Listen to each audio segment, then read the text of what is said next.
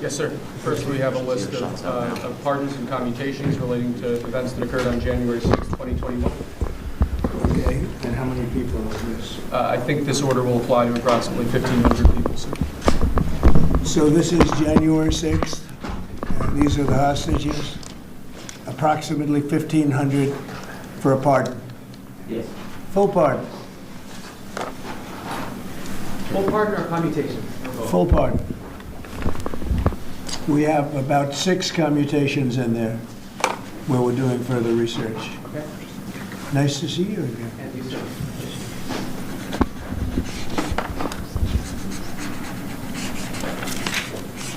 So this is a big one. Anything you want to explain about this? We hope they get them, we hope they come out tonight, frankly. We're expecting it. Approximately 1,500 people. Was there Six commutations. Were there any cases you did not commute or pardon of people? We're looking at different things, but the commutations would be the ones that we'll take a look, and maybe it'll stay that way, or it'll go to full pardon. And the order does require the Bureau of Prisons to act immediately on receipt of the pardons and commutation orders.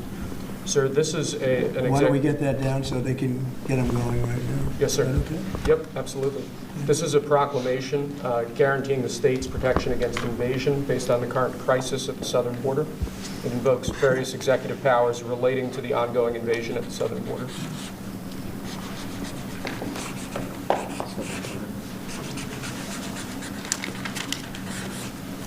Mr. President, what makes you confident that those are not going to be blocked by the courts? I don't think they will. I don't think they can be. They're very straight up. Why don't you take that and go over here? Can you get him over here? Not on the side angle. Do you mind? Just go right over here with your friends. Okay? Sir, this is an executive order realigning the United States Refugee Admission Program to better align with American principles and American interests.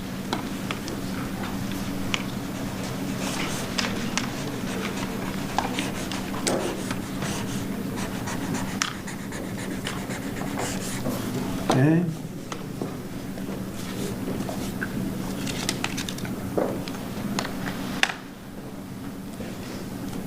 Thank you, sir. This next executive order is about protecting America from foreign terrorists and other national security and public safety threats. Again, crisis at the border, but it goes beyond that and it implicates other executive powers as well. Okay?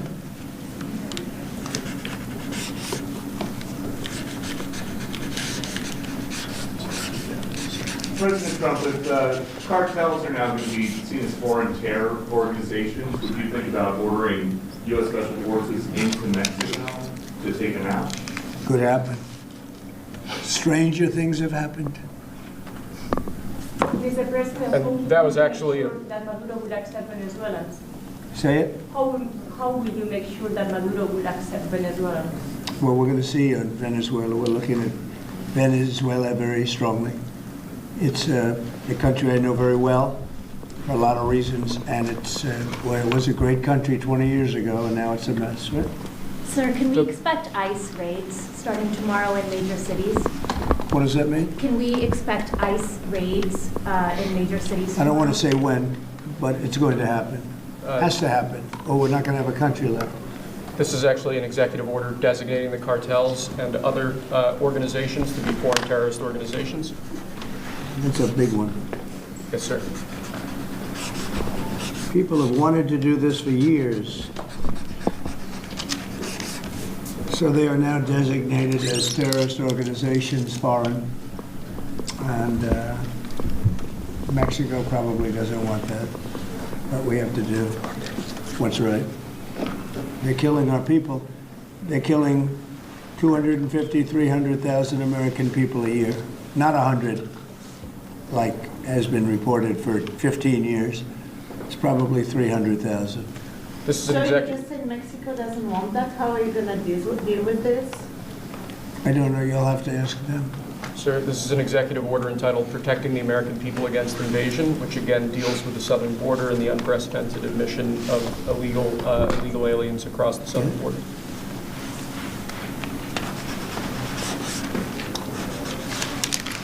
What do you see as the biggest national security threat to the U.S., Mr. President?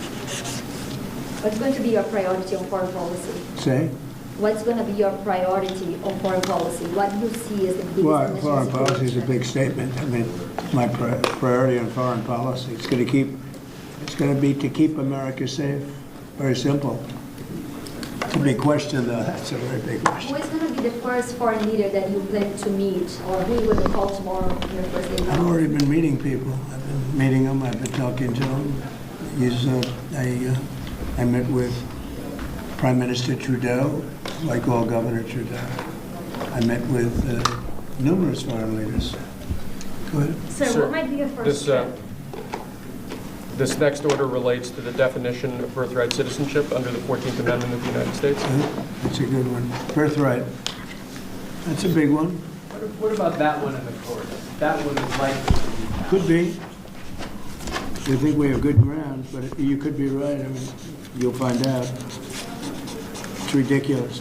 We're the only country in the world that does this with birthright, as you know. And it's just absolutely ridiculous. But, you know, we'll see. We think we have very good grounds. Sir, People have wanted to do this for decades. Sir, this is a proclamation declaring a national emergency at the southern border of the United States. That's a big one. A lot of big ones, huh? You know what that means, right? President Trump, did President Biden leave you a letter? He may have. Right? Don't they leave it in the desk? I don't know. Oh, What's in there? thank you, Peter. It could have been years before we found this. Wow. Thank you. Can you say on the outside? Maybe we should all read it together. Let's read it. Can we Well, know? maybe I'll read it first and then make that That determination. sounds great. Peter, thank you very much. I may not have seen this for months. Happy to help with the passing of the torch. I did. I left him one in the desk just like this. What did you talk about? Unification of our country. You know, I didn't know that he gave a pardon to his family because he did it during my speech. He didn't tell you in the limo? No, he didn't tell me. No. He did it. They released it during my speech. I mean, during my speech. So all I could do was say, "Excuse me, I'd like to come back and speak some more." So, no, we were surprised by that. It's Mr. President, it's bad precedent, obviously. where are you thinking on tariffs on Mexico, given these actions you're signing on the border? Well, we're thinking in terms of 25% on Mexico and Canada because they're allowing vast numbers of people. Canada's a very bad abuser also. Vast numbers of people to come in and fentanyl to come in. When do you think you would enact those? I think February 1st. Are you planning on giving notice of that? I think we'll do it February 1st. 25% on both, sir, Sir, On each. on each, yes. this is an executive order taking a large number of executive actions to secure our southern border. Okay? Sounds reasonable. President Trump, we remember 4 years ago, Barack Obama had told you that the top threat to the country was going to be North Korea. Did Joe Biden tell you what you think the top threat to the country is? No, right now? no. Why not? I think we have a lot of them. What do Right you now, think we is the really, top I think we threat? have a lot. I think North Korea turned out to be good. I was very friendly with him. He liked me, I liked him. We got along very well. They thought that was a tremendous threat. Now, he is a nuclear power, but we got along. I think you'll be happy to see him coming back. And I think he has tremendous condo capability. He's got a lot of shoreline. Thank you, sir. Are you going to work with countries from South America to coordinate on immigration? About who? Well, immigration in general. This is an executive order. Sorry, sir. I'm fine with illegal immigration. I like it. We need people, and I'm absolutely fine with it. We want to have it. We need it because we're going to have a lot of companies coming in to avoid tariffs. You know, if you don't want tariffs. All you have to do is build your plant in the U.S. So we're going to have a lot of workers coming in, but we have to have legal immigration. Do you have a date in mind for when you want to put in on the China tariffs that you talked about? Which one? 60%? No. You're talking about which? Say it again. The China tariffs, the broad China? tariffs. Well, as you know, I put on large tariffs on China, and they've really been forced to leave them. And if we didn't leave them, you wouldn't have one steel mill that's open in this country because they were dumping massive amounts of steel. We've taken in hundreds of billions of dollars from China because they were unable to terminate the tariffs I put on China because it was too much money and the budgets didn't work and other reasons too. No, I mean, we're going to have meetings and calls with President Xi. I spoke to President Xi last week, as you know. Did you know that? I had a very good phone call. But please start with NATO at this moment. Are you planning to leave your NATO alliance? No, NATO has to pay more money. NATO has to pay 5%. We're in the Ukraine war by $200 billion more than NATO. It's ridiculous because it affects them a lot more. We have an ocean in between. And we've spent $200 billion more on Ukraine than NATO has spent. And they've got to equalize. Did you talk to Xi about the Ukraine war?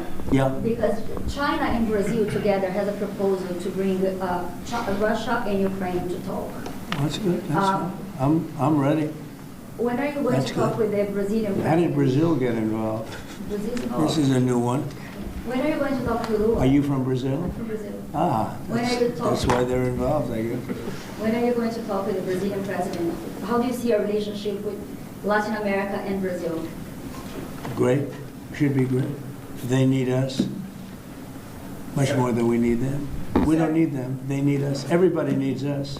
Mr. President, it sounds like you will not proceed with additional China tariffs necessarily, depending on how talks go with President Xi. Is that correct?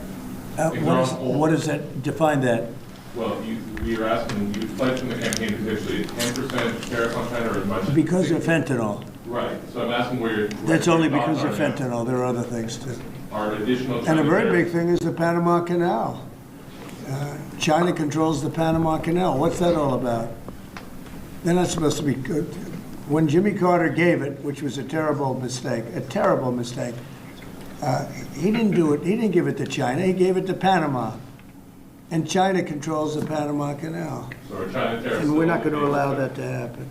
Are they still on the table or is that on? We're not going to allow that to happen. Thank you, sir. What can we expect of the countries in NATO that spend the least amount of money, like Spain, France, below the 5%? Spain is very low. And yet, aren't they a BRICS nation? What? They're a BRICS nation, Spain. How is You know that? what a BRICS nation is? You'll figure it out. But, and if the BRICS nations want to do that, that's okay, but we're going to put at least a 100% tariff on the business they do with the United States. You know what the BRICS is, right? You Yes. guys know. Brazil, You know what I'm Russia. saying, right? You know what I'm saying. But Spain is not in This the is an BRICS. So This it's is- not even a threat. In fact, since I made that statement, Biden said, well, they have us over a barrel. I said, no, we have them over a barrel. And there's no way they're going to be able to do that. This is an So they are executive order risking relating 100% to... tariffs, those countries, like Spain? As a BRICS nation, yes. But how They'll is have that 100% tariff if they so much as even think about doing what they thought. Can you explain how is Which, and therefore they'll give it up immediately. So will China give it up. So this is about reforming the system of hiring in the federal government to ensure that merit is the lodestar of hiring decisions As per opposed the Supreme to Court. other matters. Yes, sir. Mr. President, This is a big deal, merit. Our country is going to be based on merit again. Can you believe it? Mr. President, you would say you would end the Russia-Ukraine war on the first day in office. Where do things stand right now, and how do you think that? Well, there's only half a day. I have another half a day left. We'll see. We want to get it done. This is an order creating and implementing the Department of Governmental Efficiency, known as DOGE. Okay, that's a big one. Is Elon Musk going to get a West Wing office? No, he's getting an office for about 20 people that we're hiring to make sure that these get implemented. We have a problem in this country. You sign an executive order, it doesn't get done for 6 months. As an example, when we allow the J6 hostages to go out, it might not be approved under the old days for 2 weeks, 3 weeks, 6 months. You know, they had a good ruling from the Supreme Court, and it's like nothing happened. That ruling was 6 months ago, you know that. And it was like they didn't have a ruling. They've been treated very unfair. The judges have been absolutely brutal. The prosecutors have been brutal. Nobody's ever treated people in this country like that. Mr. President, are you commuting the sentences of anyone who assaulted a police officer on January 6th? Well, we're looking at 2 police officers, actually, that Washington police officers who went after an illegal, and things happened, and they ended up putting them in jail. They got 5-year jail sentences. You know the case. And we're looking at that in order to give them we got to give them a break. But is there clemency in your actions today for anyone? Well, it would be a who part, assaulted that would be a police part. officer? The one I'm talking about would be a part of it. This is Should there be punishment for the people who assaulted law enforcement officers that day? Well, I will say this, they've been in jail for a long time already. I see murderers in this country get 2 years, 1 year, and maybe no time. So they've already been in jail for a long time. These people have been destroyed. What they've done to these people is outrageous. There's rarely been anything like it in history, in the history of our country. And even people that were aggressive, and in many cases, I believe they happen to be outside agitators, but you know, what do I know, right? But I think they were outside agitators. There were outside agitators involved. And obviously the FBI was involved because Ray admitted the FBI was involved. Didn't he say 23 people, indirectly or directly, were involved, and it was then 26? That's a lot of people. Now we have, we got to take care of, these people have been treated so badly. It's never happened before. What happened in Seattle where they took over a big portion of the city? What happened in Portland where they burn down the city every day and people die? Nothing happened to anybody. But they go after these people violently. I mean, they're still going after brand new people. They found somebody else with a picture. There's never been anything like this. And you know, it's almost 100%. Think of this, almost 100% of the people are convicted. 100%. It's Washington, D.C. People go into a trial and they say, oh, I have a wonderful lawyer and I didn't do anything wrong. And they end up in shackles almost immediately and jail.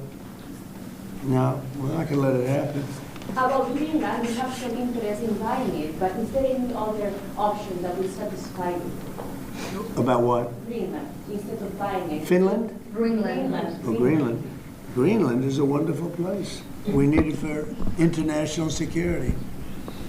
And I'm sure that Denmark will come along. I think it's costing them a lot of money to maintain it, to keep it. The people of Greenland are not happy with Denmark, as you know. I think they're happy with us. We had representatives, my son and representatives went up there 2 weeks ago, and they like us. So we'll see what happens. But Greenland is necessary, not for us, it's necessary for international security. You have Russian boats all over the place, you have China boats all over the place, warships, and they can't maintain it. Would you consider going to be talking Vladimir Putin? Who? Do you plan to meet President Putin, sir? I'll be meeting with President Putin. When do you think? I don't know, I can't, it's being Do you set know what up. your first trip for that might be, sir? So first foreign trip typically has been with UK, but I did it with Saudi Arabia last time because they agreed to buy $450 billion worth of our product. I said, I'll do it, but you have to buy American product, and they agreed to do that. They bought $450 billion. It was the least reported story I've ever been involved in. And now, where are you planning to go now? Well, I don't know. If Saudi Arabia wanted to buy another 450 or 500, we'll up it for all the inflation. Mr. President, you say you were going think to I'd end probably the go war's first day. How do you plan to end the Ukraine war? Well, we're going to try and get it done as quickly as possible. Do you want to push Israel and Saudi Arabia? It should have never started. You know, the war with Ukraine and Russia should have never started. It would have never started if I were president. Will you push Israel and Saudi Arabia to normalize relations? I don't think I have to push them. I think it's going to happen, but maybe not quite yet. But they'll end up being in the Accords, the Abraham Accords. President Trump, I think Saudi Arabia will end up being in the Abraham Accords. This year? Could be, but soon. Not in a very long way. Oh, look at that! It says TikTok. President My, Trump, my! What is that all about? First, we have Alaska, sir. This is an executive order relating to unleashing Alaska's potential as an energy reservoir for the entire nation. And what about Anwar? I believe that would be included in aspects of the So we're order. opening up Anwar. on the TikTok piece, President Trump, you and your members of your team now used to warn about the dangers of TikTok spying on Americans. What changed that you're not worried about that anymore? Well, it depends on the deal. I mean, I may not do the deal or I may do the deal. TikTok is worthless. Worthless if I don't approve it. It has to close. I learned that from the people that own it. If I don't do the deal, it's worthless. Worth nothing. If I do the deal, it's worth maybe $1 trillion. $1 trillion. So if I do the deal I'm talking about doing it for the United States. If I do the deal for the United States, then I think we should get half. The TikTok In other words, I think the U.S. should be entitled to get half of TikTok. And congratulations, TikTok has a good partner. And that would be worth, it could be $500 billion or something. It's crazy. The numbers are crazy. But it's worthless if the president doesn't sign, then it's worthless. If the president does sign, it's worth maybe $1 trillion. So I think, like a joint venture, I think we would have a joint venture with the people from TikTok. We'll see what happens. I mean, that's one of many ideas I've The had. CEO partially now, covered. did he say that he's open to that idea? Who? The CEO of TikTok is around. Oh, I think he'd probably like it. Because he's got nothing. I mean, they really have nothing. It's passed in Congress. It gives the president a right to make a deal or to close it. And we have 90 days to make that decision. But I could see making a deal where the U.S. gets 50% of TikTok, polices it a little bit or a lot, depends on them. But remember, they make telephones in China. They make all sorts of things in China. Nobody ever complains about that. Here they're complaining about this. There's so many different products made in China, and nobody ever complained about it. The only one they complain about is TikTok. And TikTok is largely young people. I guess I have a warm spot for TikTok that I didn't have originally. But, I went on TikTok, and I won young people up by 36%, Peter. And Republicans typically don't do too well with young people. But it's a different Republican Party. Would the U.S. government TikTok buy a executive portion of TikTok then, or how would it get that 50%? No, you'd take 50% of TikTok for the approval that TikTok can continue in business. And they'd have a great partner. The U.S. would be their partner. But the U.S. essentially would be paid for doing that half of the value of TikTok. Would there be a private sector owner as Could well be, in the yeah, U.S.? could be a lot. Tell you what, every rich person has called me about TikTok. You wanted to block TikTok. Why did you change your mind? Because I got to use it. And remember, TikTok is largely about kids, young kids. If China's going to get information about young kids, I don't know. Are you I think, concerned? to be honest with you, I think we have bigger problems than that. If they don't make But when you take a look at telephones that are made in China and all the other things that are made in China, military equipment made in China, TikTok, I think TikTok is not their biggest problem. But there's big value in TikTok if it gets approved. If it doesn't get approved, there's no value. So if we create that value, why aren't we entitled to like half? Sir, if they don't have to do 90 days, will you shut them down? Does Biden ever do news conferences like this? How many news conferences, Peter, has he done like this? Like this? None. 0. And it would be 0 for the next infinity. For infinity, it would be 0. Mr. But President, when quick we question, talk sir. to Is President Elon Musk Putin- going to help implement the executive orders? I think you mentioned the No, implementation in your previous Elon, answer. no. Elon is very busy sending rocket ships up to various places with lots of satellites on them. What is your reaction to the confirmation of Marco Rubio, and what does it mean for Latin America? Which one? Marco Rubio tonight. as a Secretary Marco of State. Rubio. You said Marco. Marco Rubio. Yeah, I think he's great. I think Marco's doing a fantastic job. I think he's going to get a lot of votes. I think he's going to be at 90% or something. I mean, I'm hearing very good. People know him. They know him in the Senate. They know he's good. He's doing a good job. I don't know. I can't tell you. I don't know what's going to happen with that. He's got some very strong ideas now, Marco. You signed, Which one did you sign, Mr. President? Did you sign the TikTok order? Yeah, Yes, that was just. One of Marco Rubio's ideas just is signed. How many did you still sign? changing Are you going to Venezuela, sign? changing power. Are you still committed with Maduro leaving power in Venezuela? Well, we're going to find out about that too, because we're going to probably stop buying oil from Venezuela. We don't need their oil. Another embargo like the first term? Well, it could be, but we don't want to buy, we don't have to buy their oil. We have plenty of oil for ourselves, so President Trump, that'll change Venezuela quite a bit. President Trump, there was a lot of concern about this during the campaign. The question that only works today, are you a dictator on day one? No. I can't imagine even being called that. No, I believe in the sanctity of the vote. The Democrats didn't because they cheated like dogs, but I believe in the sanctity, and this was too big to rig. This last election was just too big to rig. Mr. President, But, when no, do you plan to really speak the to- opposite. When do you plan to speak to President Putin? Could be very soon. And you talked a bit about Ukraine and Russia, but how long do you think it would take to end that conflict? And I have to speak to President Putin. We're going to have to find out. He can't be thrilled. He's not doing so well. I mean, he's grinding it out, but most people thought that war would have been over in about 1 week. And now you're into 3 years, right? So he can't be thrilled. It's not making him look very good. Now, eventually, I mean, it's a big machine, so things will happen, but I think he'd be very well off to end that war. We have numbers that almost 1 million Russian soldiers have been killed. About 700,000 Ukrainian soldiers are killed. Russia's bigger, they have more soldiers to lose. But that's no way to run a country. What did your TikTok order do, Mr. President? It just gave me the right to sell it or close it. Essentially with TikTok, I have the right to either sell it or close it. And we'll make that determination. And we may have to get an approval from China too, I'm not sure. But I'm sure they'll approve it. And if they don't approve it, it would be somewhat of a hostile act, I think. But it's good for China if it gets approved. Mr. President, so you're not guaranteeing that TikTok will be around after 90 days from today? No, but it could very well be. It makes sense for it to be, because it's got tremendous value. But if we create the value by approving, in other words, that approval gives it tremendous value. If that's the case, then we should be entitled to 50% as a country. Mr. You President, understand? You haven't heard that one before, right? That's called a joint venture. And nobody ever thought that way.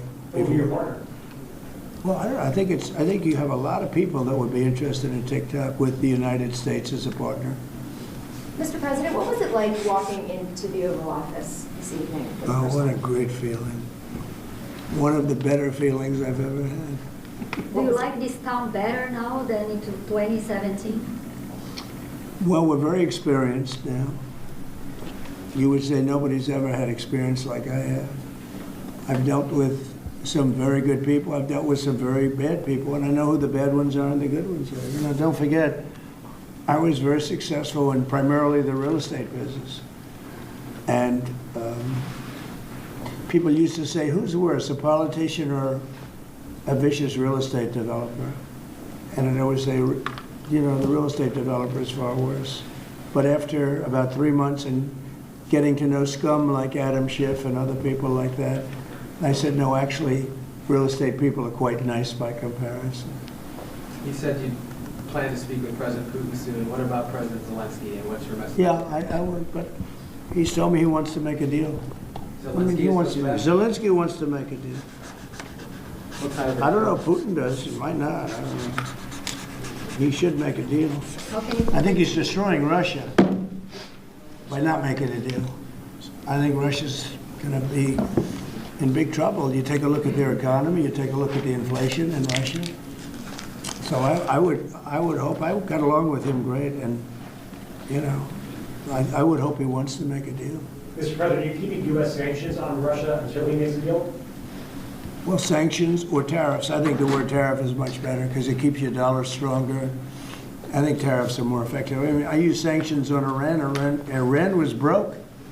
When I left office, Iran was broke. They had no money for Hamas or Hezbollah, none. They were flat broke. And October 7th would have never happened. And I think you all know that. It would have never happened. They had no money. Now they're rich, but you know, they're weakened in a different way. I would say that the one attack by Israel really set them back. It really set them back. The Pagers and others. You know, the attack on air defense was a bad attack for Iran. What are you signing now, sir? It's an executive order relating to reforms to the federal workforce, including to the senior executive service. We're getting rid of all of the cancer. I call it cancer. The cancer caused by the Biden administration. How confident are you, Mr. President, that you can keep the ceasefire in Gaza and conclude the 3 phases of the deal? I'm not confident. That's not our war, it's their war, but I'm not confident. But I think they're very weakened on the other side. Do you support the 2 states? Gaza, boy, I looked at a picture of Gaza. Gaza is like a massive demolition site. That place it's really got to be rebuilt in a different way. Do you plan to help rebuilding Gaza? I might. You know, Gaza is interesting. It's a phenomenal location. On the sea, the best weather. You know, everything's good. It's like some beautiful things could be done with it, but it's very interesting. But some fantastic things could be done with Gaza. How do you see the future in governance for Gaza? Well, it depends. I can't imagine you could have, well, you certainly can't have the people that were there. Most of them are dead, by the way, right? Most of them are dead. But they didn't exactly run it well. Run viciously and badly. So you can't have that. Mr. President, on TikTok, sir, do you pause any decision on Chinese tariffs until you know what the resolution on TikTok will be? Are those things No, connected at if all? China didn't approve it, we could put tariffs on China. Don't forget, China charges us tariffs, and we charge them very little, except for what I did. I put a lot of, we took in hundreds of billions of dollars. But until I came along, China never paid 10 cents to this country. They ripped us off, and they never paid anything. But like, if we wanted to make a deal with TikTok, and it was a good deal, and China wouldn't approve it, then I think ultimately they'd approve it because we'd put tariffs on China. Maybe. I'm not saying I would, but you certainly could do that. And if we said, well, if you're not going to approve it, then that's a certain hostility, and we'll put tariffs of 25, 30, 40, 50%, even 100%. And if we did that, I think they'd approve it. President Trump, you've seen the other living presidents a couple times in the last few months. If you ever had to call on one of them for advice about anything that's going on here, which one would you call? It's an interesting. Well, I thought Bill Clinton was a very good politician. I don't think he was used properly. I think they disrespected him. When Hillary was running, he came back and he said, you know, you better get up to Michigan and Wisconsin. You remember that, Peter? Every house has a Trump sign on it. And they all laughed at him because the Republicans hadn't won Michigan and Wisconsin for decades, long time. And they all laughed at Bill Clinton. Like, the hell does he know? And he turned out to be right because I won both of them. And then we just won both in this election, too. We won Wisconsin and Michigan and every other swing state. We won all the swing states, all 7. They talked about 7 swing states. We won them all. So, but Bill Clinton he had a great political sense, I think. You looked like you were having a good conversation with President Obama at President I was. And you'd like to know what it was? Everybody wants to know. Everybody wants to know. And I wouldn't want to buy it. But we were having some crazy conversation. About? Why are you asking a question like that? You know, I don't think you want to know. You might not. Can you just sign it? You might be insulted. It's an executive order relating to holding former government officials accountable for unlawful disclosure of sensitive information. This next one, sir, is a declaration of a national energy emergency. Sir, you also That's have a big several- one. You know what that allows you to do? That means you can do whatever you have to do to get out of that problem. And we do have that kind of an emergency. President Trump, at some point, will you use your powers of the presidency to tell Americans who are concerned about drones? Yeah. Oh, A few weeks good. ago, Yeah. what exactly I will. was happening? Can you tell us now? In fact, I'd like to know because I just got here. What do you think? I just came here. I've been here for what, 15 minutes now. Do people listening, because this is going out live? And I got to read this letter too. Because of you, I found this letter. I can read it for you. It's interesting. Yeah, I know you would. Your father would too. But is it anything, these drones, is it anything that people need to be worried about? No, I think it's terrible. I would like to find out what it is and tell the people. And can you commit to some kind of? In fact, I'd report? like to do that. Could we find out what that was, Susie? Okay? Yeah, why don't we find out? Immediately. I can't imagine it's an enemy or there would have been, people would have gotten blown up all over. Maybe they were testing things. I don't know why they wouldn't have said what it was. They had a lot of them flying over Bedminster, which is interesting. And with the events today and yesterday, was everything moved inside just for cold weather, or was there some kind of a security concern? No security. Because they had everything shut down to drones. You can shut that down pretty easily if you're sophisticated. They're very sophisticated, these people. No, it was just cold weather. And we made a good move because, first of all, I thought it was incredible at the Capitol today. You know why I liked it? Because I got great reviews on that speech. I got great reviews. Can you believe it? They actually were fair. This is Maybe the fake news is changing. unleashing energy Yeah, production, sir. unleashing energy production. But I thought it was, I think having it in the Capitol is great. It's obviously, you can take care of the people you have to take care of. The city was booming. And if we would have done it outside, people would have been hurt because it was really cold. It was looked sunny. But when you stood outside for 10 minutes, people were running back in. It was really cold and really windy. The wind brings it down a lot. So we made the right decision. You couldn't have stayed, I don't think you could have had it out. You know how cold it was today. It was, people went out for a little while just to test it. They couldn't stay out more than 10 minutes. They all came back in. So we would have had a disaster if we did that, and people would have been hurt. President, the unlawful disclosure, was that related to the Hunter Biden situation? Which one? The one on unlawful disclosures by federal officials, is that related to? No, I think it's just What more about that? general than that. It's not Hunter Biden. I was surprised that President Biden would go and pardon his whole family, because that makes him look very guilty. I could have pardoned my family. I could have pardoned myself, my family. And I said, if I do that, it's going to make me look very guilty. I don't think I'd be sitting here, frankly. If I did that, I don't think I'd be sitting here right now, because I would have shown that you're guilty. But by pardoning his brother or brothers, by pardoning all of those people that he pardoned, by pardoning J6, the Unselect Committee, they destroyed all of the documents. They deleted all of the information. There's no information. And a lot of the information pertains to Nancy Pelosi because she was given 100, I mean, you know this, it's on tape with her daughter. Nancy Pelosi was responsible for not taking advantage of 10,000 soldiers or 1,000. You wouldn't have you could have used 400. It was a relatively small crowd. It wasn't the crowd that was at the mall. It was a small crowd. So I was a little bit surprised that he did it, because it makes him look guilty. I mean, he's going to have to live with it. Now, with that being said, it's unbelievable precedent it creates for a president. But the precedent is unbelievable. Now maybe every president that leaves office, they're going to pardon every person they ever met, so they don't have some lunatic like deranged Jack Smith, who's a total lunatic, by the way. Not a smart guy either, he's a dummy.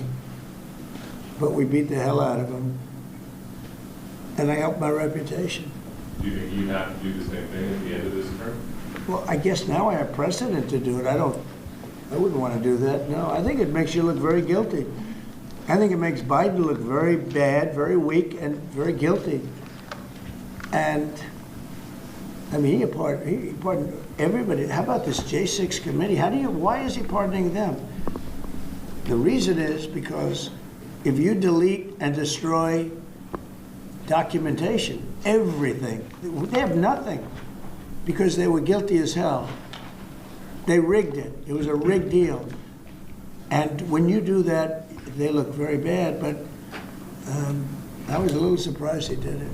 Liz Cheney, I mean, she's a lunatic. And she lost by the greatest margin in the history of a politician running for Congress, like 40 points. The reason it was the greatest is because anybody losing that badly is going to drop out. But she's a nut job. She doesn't drop out. You know, she just keeps chugging forward. And she lost by almost 40 points. That's the biggest number anybody's ever lost by. But why would Biden do that? He pardoned her and pardoned everybody. The reason is that they destroyed documents. And if you're even in a civil case, which this wouldn't be, I mean, people go to jail for a long time for doing that. What's this one? That's Unleashing American Energy, sir. It relates to easing permitting processes and other regulatory systems to ensure that we can produce energy efficiently to drive the American economy forward. President Trump, looking around the office, we noticed some changes in the way the Biden had it set up.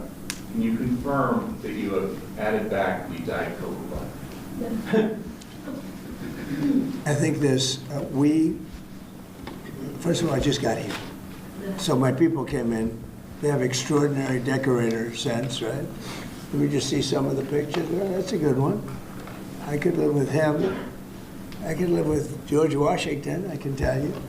I can live with Thomas Jefferson. I can live with most of them. They took a very safe route. They don't have any bad ones up there. Withdrawing from What the is this one? Withdrawing from the World Health Organization, sir. Ooh, that's a big one. So we paid $500 million to World Health when I was here, and I terminated it. China, with 1.4 billion people, we have 350 to pay.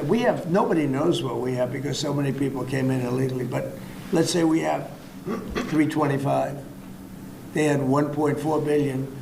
They were paying 39 million, we were paying 500 million. It seemed a little unfair to me. So that wasn't the reason, but I dropped out. They offered me to come back for 39 million. In theory, it should be less than that, but, you know. And when Biden came back, they came back for 500 million. He knew that you could have come back for 39 million. They wanted us back so badly, so we'll see what happens. Mr. President, you Pretty spoke sad to think of it. China pays 39 million and we pay 500 million. And China's a bigger country. Mr. President, you spoke about inflation today in your remarks. What actions are you taking today that will have a direct impact for Americans on their everyday costs to bring the cost down? The biggest thing and factor for inflation is energy. They screwed up my energy policy. And then they went back to it. You know, they heard it really badly, and then they went back to it, and they started drilling more, but by that time it was too late. Many of these things that we're signing and that Doug Burgum is going to be signing, and Chris Wright, who's phenomenal at, Energy, Department of Energy, we're going to be taking we're going to make a lot of money from energy. We have more than anybody else. We're going to make a lot of money from energy. We're going to make a lot of money from tariffs. European Union charges us, they have a VAT tax of 20%, but it's really much higher than that. And that's the equivalent, almost the equivalent of a tariff. And they're tough. They're very tough. They don't take our cars. They don't take our farm product. They don't take almost anything. And yet we take their cars and we take their farm product. We take a lot from them. So, we have like a $300 billion deficit with the European Union. So we'll straighten that out with either tariffs or they have to buy our oil. The one thing they can do, or oil and gas, the one thing they can do to catch up quickly, buy our oil and gas. Will you travel? And they should do that. Will you travel to China this year? Yeah, it could be. I've had the invite. Mr. President Xi President, I would invited do you it, to yeah. come this year? talking about the European Union and the tariffs, like, what do you mean when you say that European Union country like is part of BRICS? That a what? BRICS. You said Oh, BRICS. No, I was talking about BRICS. BRICS is 6 nations. I think it's 7 nations. And they were looking to do a number in the United States. And if they do that, they won't be happy about what's going to happen to them. Are you still considering a universal tariff, Mr. President, on all countries? I may, yeah, but we're not ready for that yet. We may wrap it, Mr. President. because essentially all countries take advantage of the U.S. We don't make any good deals in the U.S. It's amazing in a way that we exist. We don't make good deals. We don't have any good deals. We have a deficit with almost, not all, there are a couple, I won't tell you their names because I don't want them to find out about it because they'll feel stupid. But there are a couple of countries that actually don't make money with us. But I don't want to let you know because they'll immediately change that. But we're gonna do. I tell you what, our country has an amazing economic future. I really believe in it. What kind of universal tariff if you did do one? Well, you'd put a universal tariff on anybody doing business in the United States because they're coming in and they're stealing our wealth, they're stealing our jobs, they're stealing our companies, they're hurting our companies. So you put a tariff on to keep them from doing that. Mr. President, you surround yourself with a whole bunch of billionaires today. President Biden, as in his farewell address, warned about an oligarchy. I was wondering if you could respond to that. Well, he had a lot of guys, and then they found out that he didn't know what the hell he was talking about, and I think they deserted him. They deserted him, those same guys. Look, I don't make pretenses, smart guys, but there are a lot of smart people around, but they did desert him. They were all with him, every one of them. Now they're all with me, I don't know. It's not going to get anything from me, I don't need money. But I do want the nation to do well, and they're smart people, and they have, they create a lot of jobs. And if they don't do it, China's going to do it. What they've done is they've taken industries and they've taken it away. They outsmarted China. And, we sort of like that. It's okay. They've done a great job. A lot of them, not all of them. Protecting women from radical gender ideologies. Ooh. Mr. President, going back to the World Health Organization, you were the president during COVID. Don't you see the importance of an organization like that to coordinate a global response? Sure, I do, but not when you're being ripped off like we are by the World Health. World Health ripped us off. Everybody rips off the United States, and that's it. It's not going to happen anymore. Thank you very much, everybody. All right, guys, let's go. One last one. So this is Thank you. Nice to see you. Some very familiar faces. Well, thank you very much, and it's an honor to be here today. We have first full day as president. We're back, and we had a great first term, but we're going to have an even better second term, and I think we're going to do things that people will be shocked at. We're starting off with tremendous investment coming into our country at levels that nobody's really ever seen before, and they're very happy with the fact that I won the race and that they feel confident in their investments. And it's big money and high quality people. So my first day back from having a nice life, it's my honor to welcome 3 of the world's leading technology CEOs. And in the case of Larry Ellison, it's well beyond technology. He's sort of CEO of everything. He's an amazing man, an amazing business person. But to announce the largest AI infrastructure project by far in history, and it's all taking place right here in America.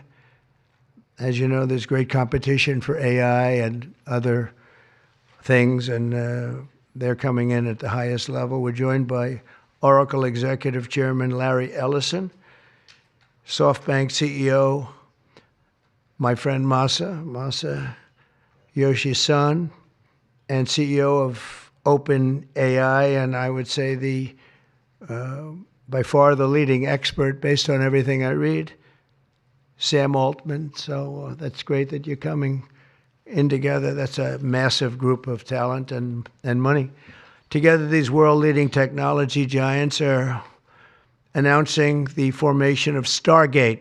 So put that name down in your books, because I think you're going to hear a lot about it in the future. A new American company that will invest $500 billion at least in AI infrastructure in the United States, and very, very quickly, moving very rapidly, creating over 100,000 American jobs almost immediately.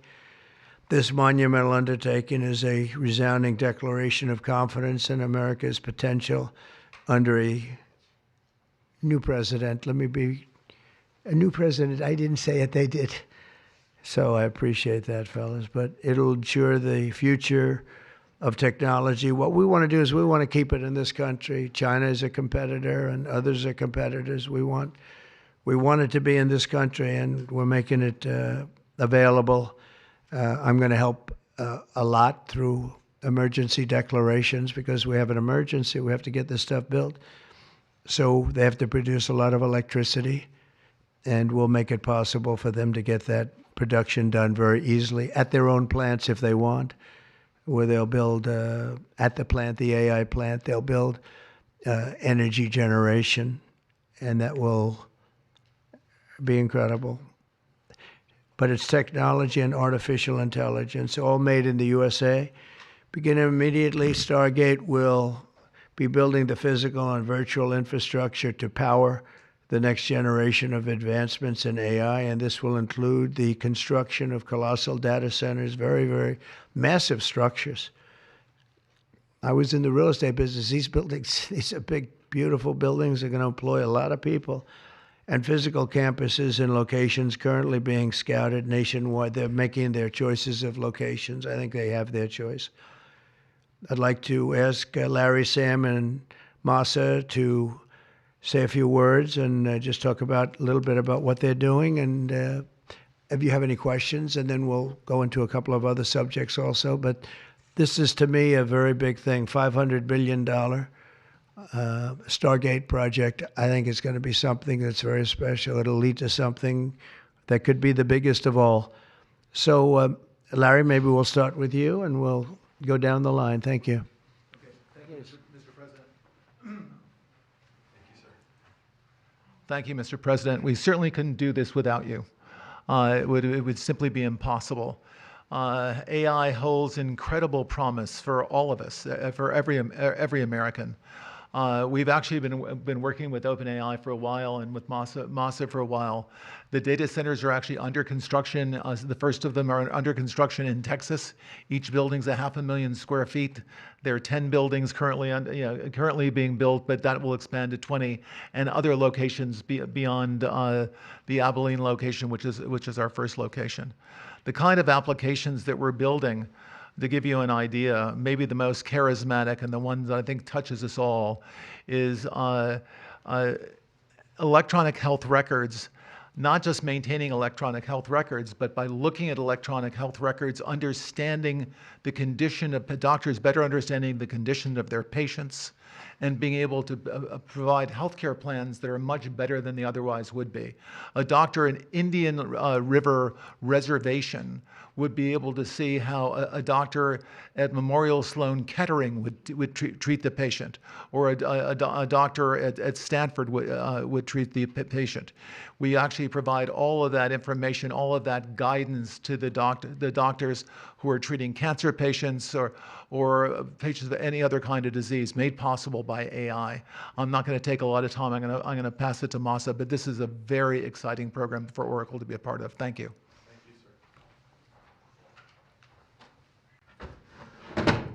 Thank you. That was really helpful. That's good. That's great. I feel tall now. Thank you. Well, Mr. President, last month I came to celebrate your winning and promised that we will invest $100 billion. And you told me, oh, Masa, go for 200. Yeah.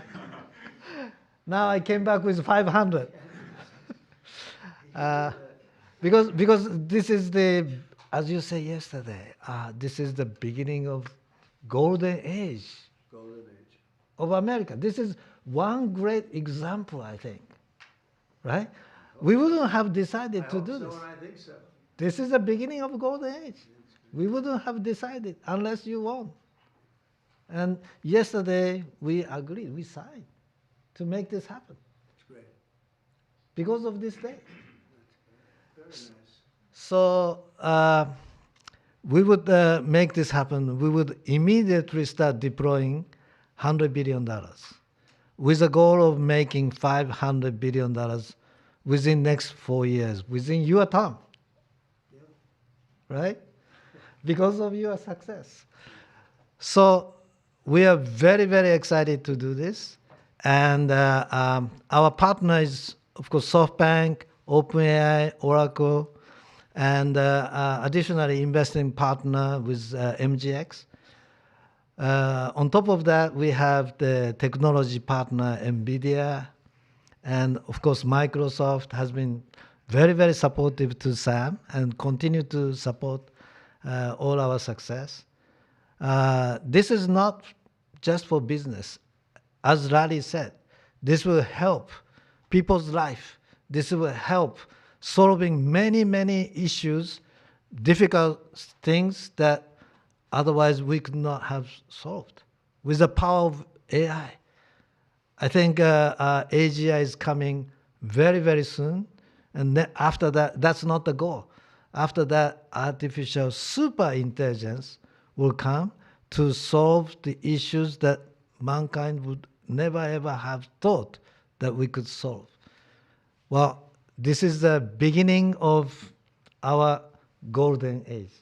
Thank you very much. Thank you very much. Fantastic. Sam. I don't have too much to add, but I did want to say I'm thrilled we get to do this in the United States of America. I think this will be the most important project of this era. And as Masa said, for AGI to get built here, to create hundreds of thousands of jobs, to create a new industry centered here, we wouldn't be able to do this without you, Mr. President. And I'm thrilled that we get to. I think it'll be an exciting project. I think we'll be able to do all of the wonderful things that these guys talked about. But the fact that we get to do this in the United States is, I think, wonderful. So thank you very much. Could you just say one word? I hear so many positive things about what it's going to do for medical research and for solving things, cancer and all the different problems. How will AI help us with the fight against the various problems, diseases, etc.? These guys can maybe share more about some of the work they're doing there. I think they'll jointly be some of the leaders about driving progress here. But I believe that as this technology progresses, we will see diseases get cured at an unprecedented rate.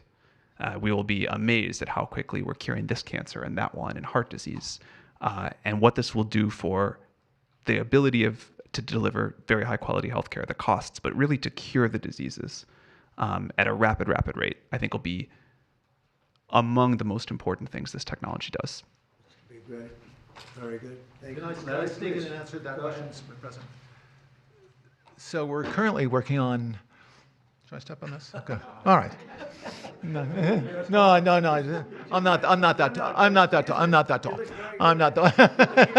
You look even better now. Thank you, Mr. President. One of the most exciting things we're working on, using the tools that Sam and Masa are providing, is a cancer vaccine. It's very interesting. It turns out, I'll be quick, all of our cancers, cancer tumors, little fragments of those tumors float around in your blood. So you can do early cancer detection. If you can do using AI, you can do early cancer detection with a blood test. And using AI to look at the blood test, you can find the cancers that are actually seriously threatening the person. So we can, again, cancer diagnosis using AI has the promise of just being a simple blood test.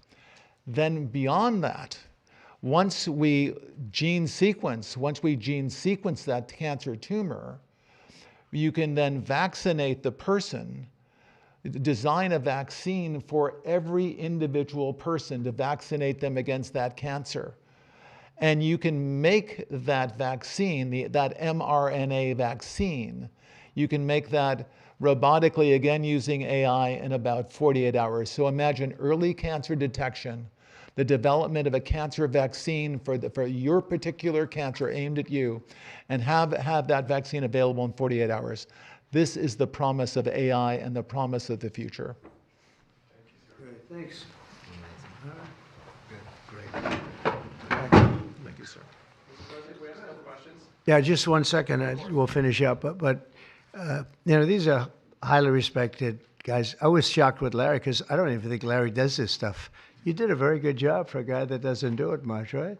But he's so respected, and the group, and it's really an honor. But for Larry to be here and do this is very unusual because he doesn't do this stuff. He doesn't need it. He does, and you don't need it, do you?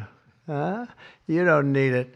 But I think it's an honor to the country. It's a great honor that this group, these are the top people, that they're going to do it, and they're going to do it here, and we're going to make it as easy as it can be. A $500 million Stargate project comes in addition to a separate pledge between $100 and $200 billion from, as we know, from Masa that we talked about before. Also $20 billion from DMAC, which was great.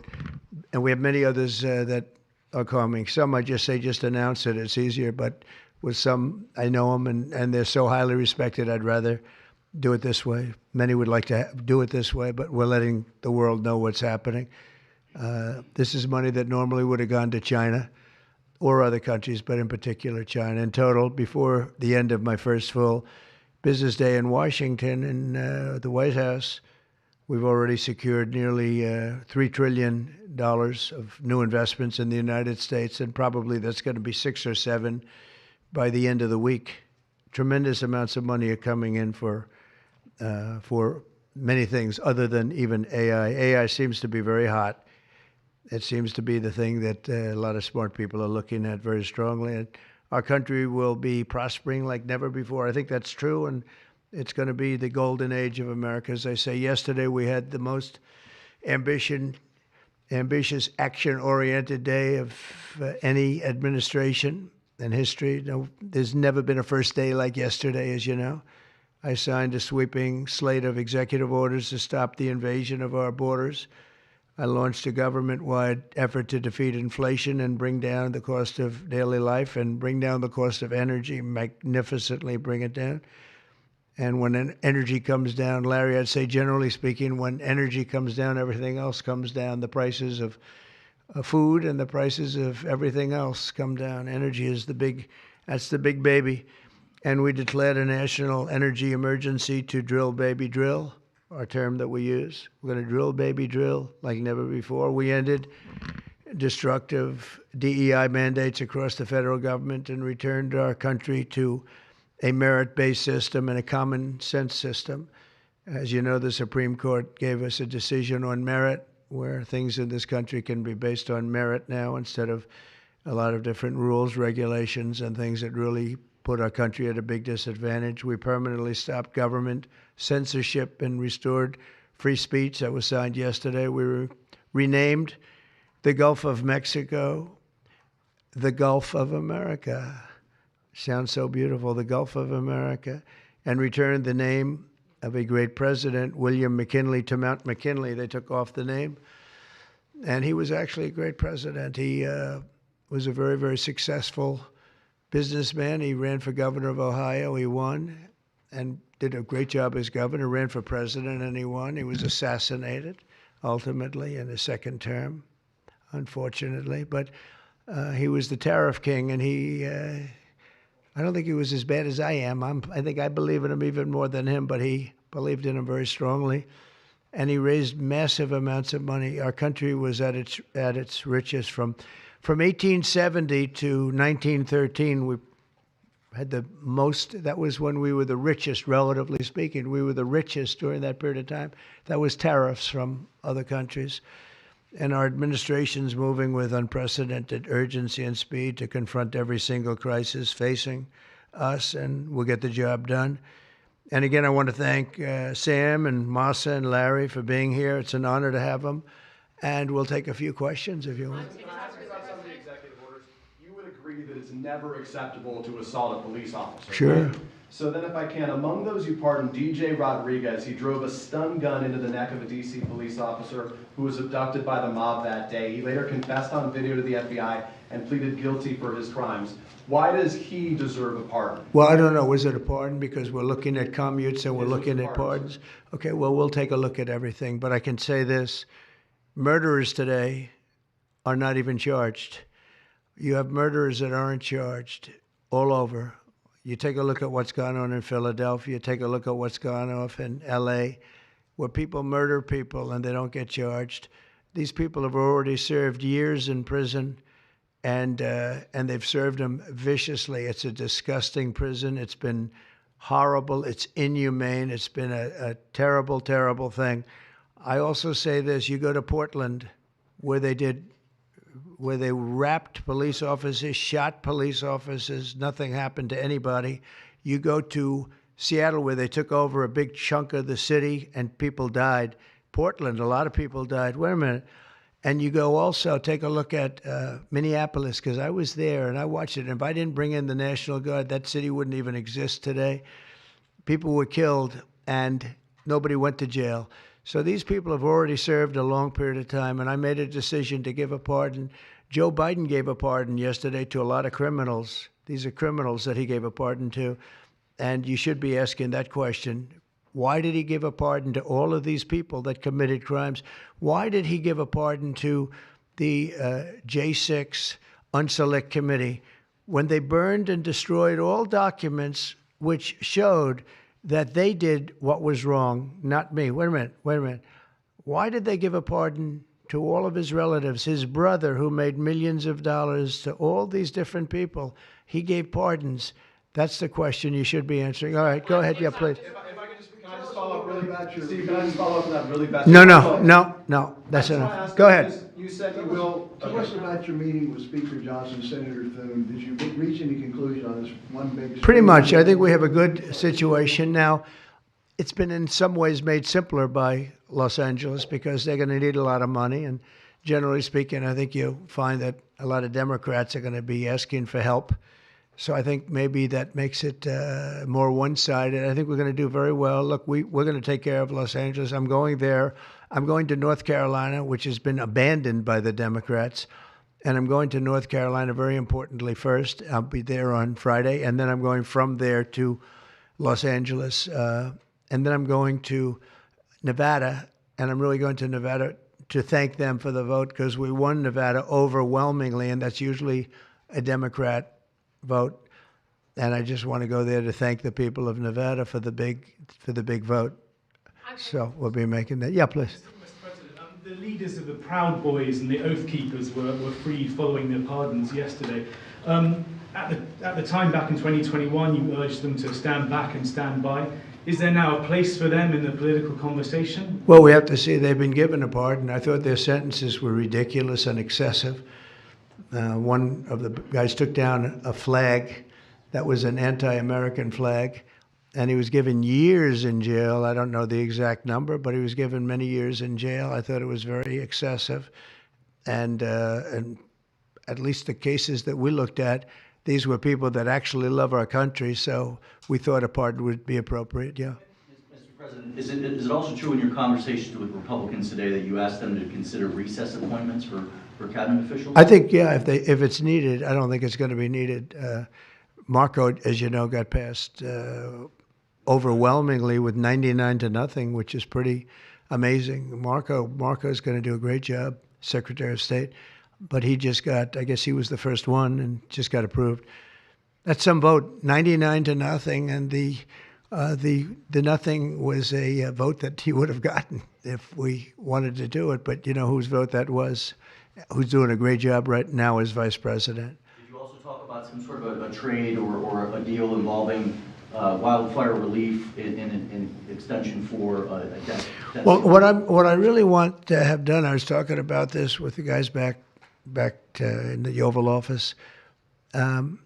Los Angeles has massive amounts of water available to it. All they have to do is turn the valve, and that's the valve coming back from and down from the Pacific Northwest, where millions of gallons of water a week and a day, even in many cases, pours into California, goes all through California down to Los Angeles, and they turned it off. It's off now. The valve goes, it turns toward the Pacific Ocean, and all that water goes pouring into the Pacific Ocean.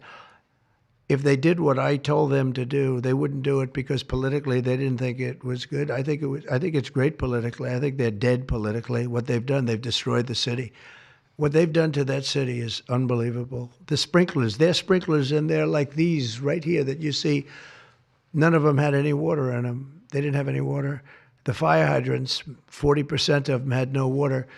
The brush was just dry. Everything was dry. The sprinklers on the lawn weren't allowed to even be used. So, everything was dry, and it was an inferno. They created an inferno.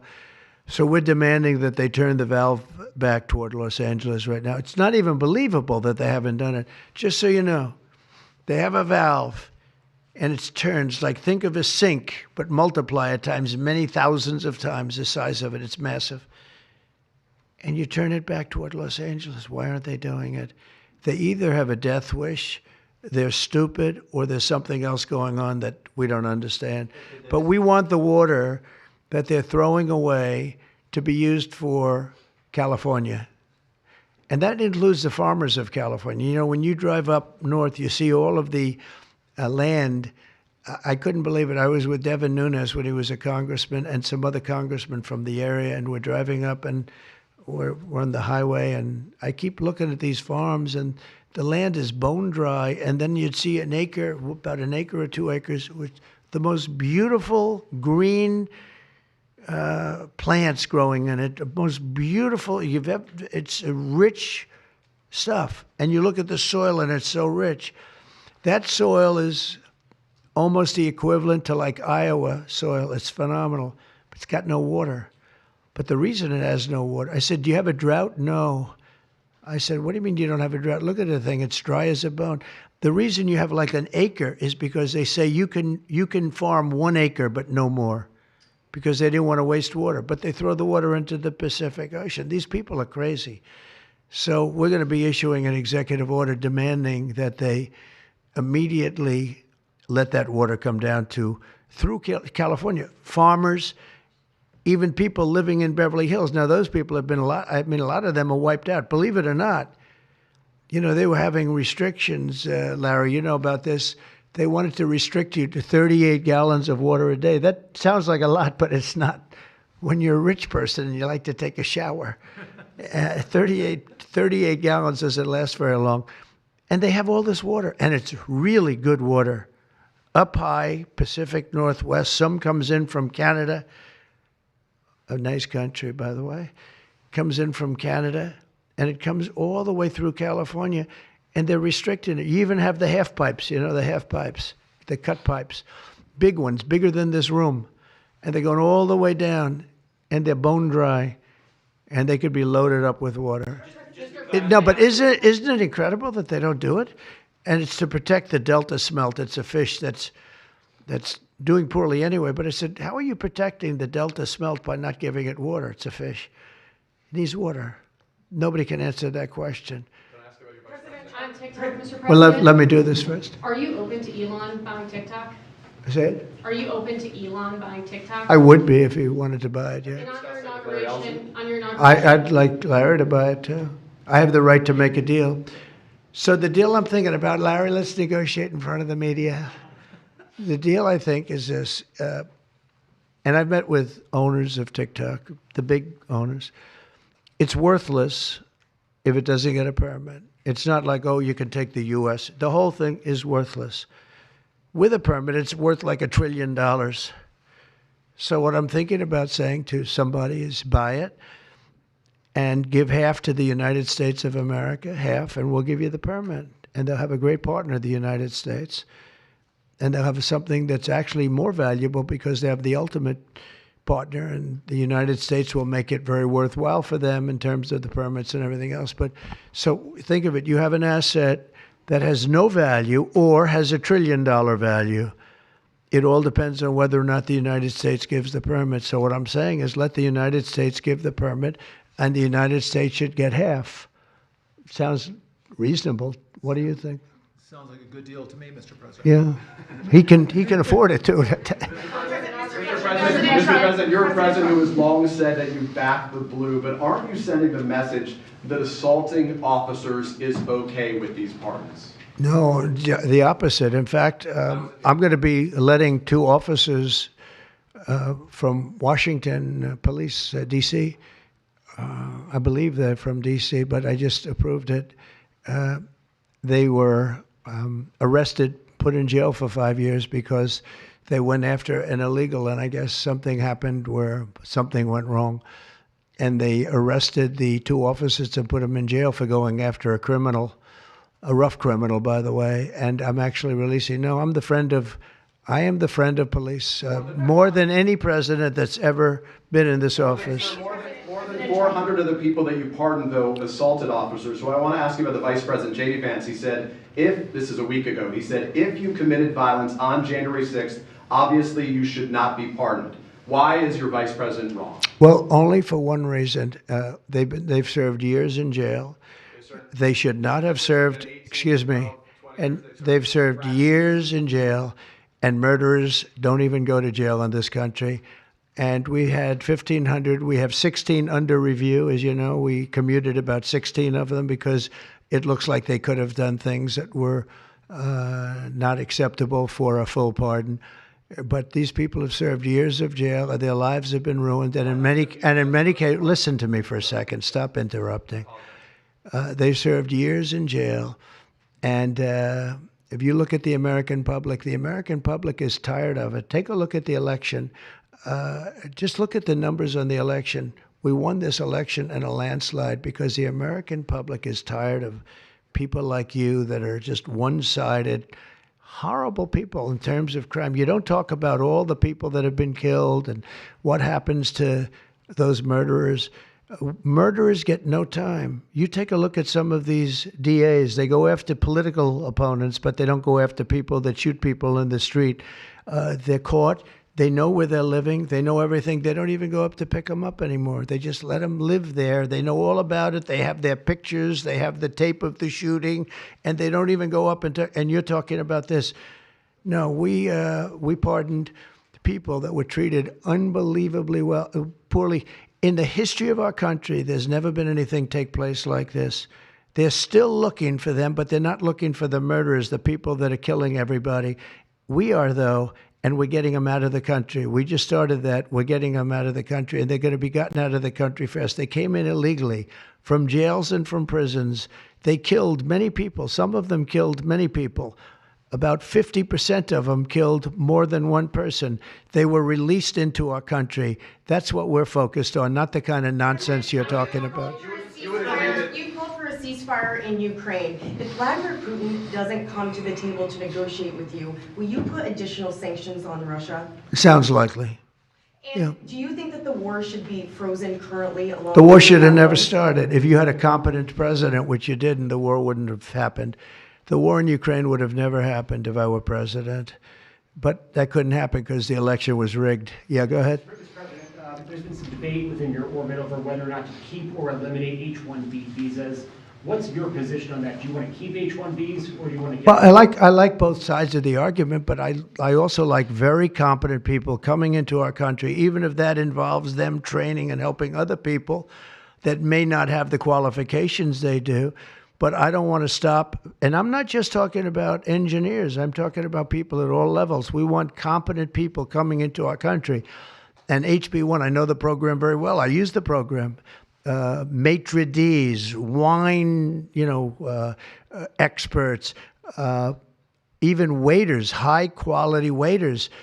you got to get the best people. Now, then you go into people like Larry, and he needs engineers, and Massa needs, and this gentleman needs engineers like nobody's ever needed engineers, right? So we have to have the quality people coming in. Now, by doing that, we're expanding businesses, and that takes care of everybody.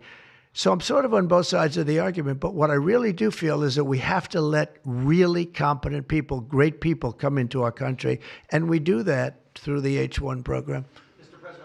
To impose tariffs on Canada and Mexico in an effort to force negotiations sooner on USMCA? No, it's really not on USMCA. It has nothing to do with that. They've allowed, both of them, Canada very much so, they've allowed millions and millions of people to come into our country that shouldn't be here. They could have stopped them, and they didn't. And they've killed 300,000 people last year, my opinion, have been destroyed by drugs, by fentanyl. The fentanyl coming through Canada is massive. The fentanyl coming through Mexico is massive. And people are getting killed, and families are being destroyed. I mean, the son gets killed, and the family is a basket case for the rest of their lives. I mean, I've seen mothers that thought they'd heal. They never heal. They say it gets worse with time. It gets worse with time. They lose their boy. They lose their baby. They lose their young daughter to fentanyl poisoning. And I had that talk with President Xi the other day, too, of China. I said, we don't want that crap in our country. We got to stop it. I would have stopped it. I had a deal with him where he was going to give the maximum penalty, which in China is the death penalty for drug dealing. And he was all set. He was going to give the maximum penalty to fentanyl dealers. If they send to the United States, they were going to get the death penalty. And, of course, Biden didn't pick that up. I had that deal all done. It was all wrapped up. We were going to have it done. And then the election went, let's put it nicely, didn't go the proper way. I'm trying to be nice about it. It was rigged. And we had an incompetent president elected, and he never followed up on that deal. But he should have followed up, because if they got the death penalty, they wouldn't be sending fentanyl to Mexico, Canada, and other places. Mr. President, how much will the We're thinking about that, too. We're talking about a tariff of 10% on China based on the fact that they're sending fentanyl to Mexico and Canada. When did you write that letter to you, How sir? soon on those tariffs? Probably February 1st is the date we're looking at. For Mexico and China, we're talking about approximately 25%. Gaza ceasefire, and are you planning to travel to the Middle East soon? We're thinking about going to the Middle East, not yet. We have a thing called the hostages are coming back going on right now, and they are coming back. Some of them have been very damaged. You look at the young lady with her hand practically blown off. You know how that happened, right? Did you know how that happened? When you find out, you're not going to be too happy because it was terrible. But the hostages are starting to come back. If I weren't here, they wouldn't be back ever. They would have never come back. They would have all died. If this were done a year earlier, if Biden would have done this deal a year and a half, 2 years ago, or frankly, it should have never happened. October 7th should have never happened. Nobody should be dead. But through weakness, they allowed it to happen, and then it was a disaster from them. But you go back just 6 months ago, many of these young people were living. Young people don't die like that. They're just dying. And young people aren't dying at 22 and 23 years old. They don't die. But now they're dying, and you wonder why they're dying. They're being killed, and they have been killed. But they say 6 months ago you would have had 11 more living hostages. Think of that. 6 months ago.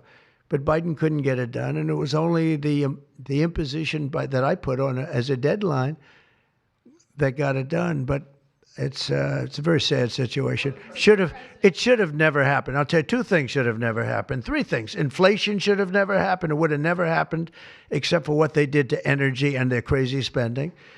And Ukraine would have never happened. Never. By the way, Russia never would have gone into Ukraine. I had a very strong understanding with Putin that it would have never, ever happened. He disrespected Biden. Very simple. He disrespects people. He's smart. He understands. He disrespected Biden.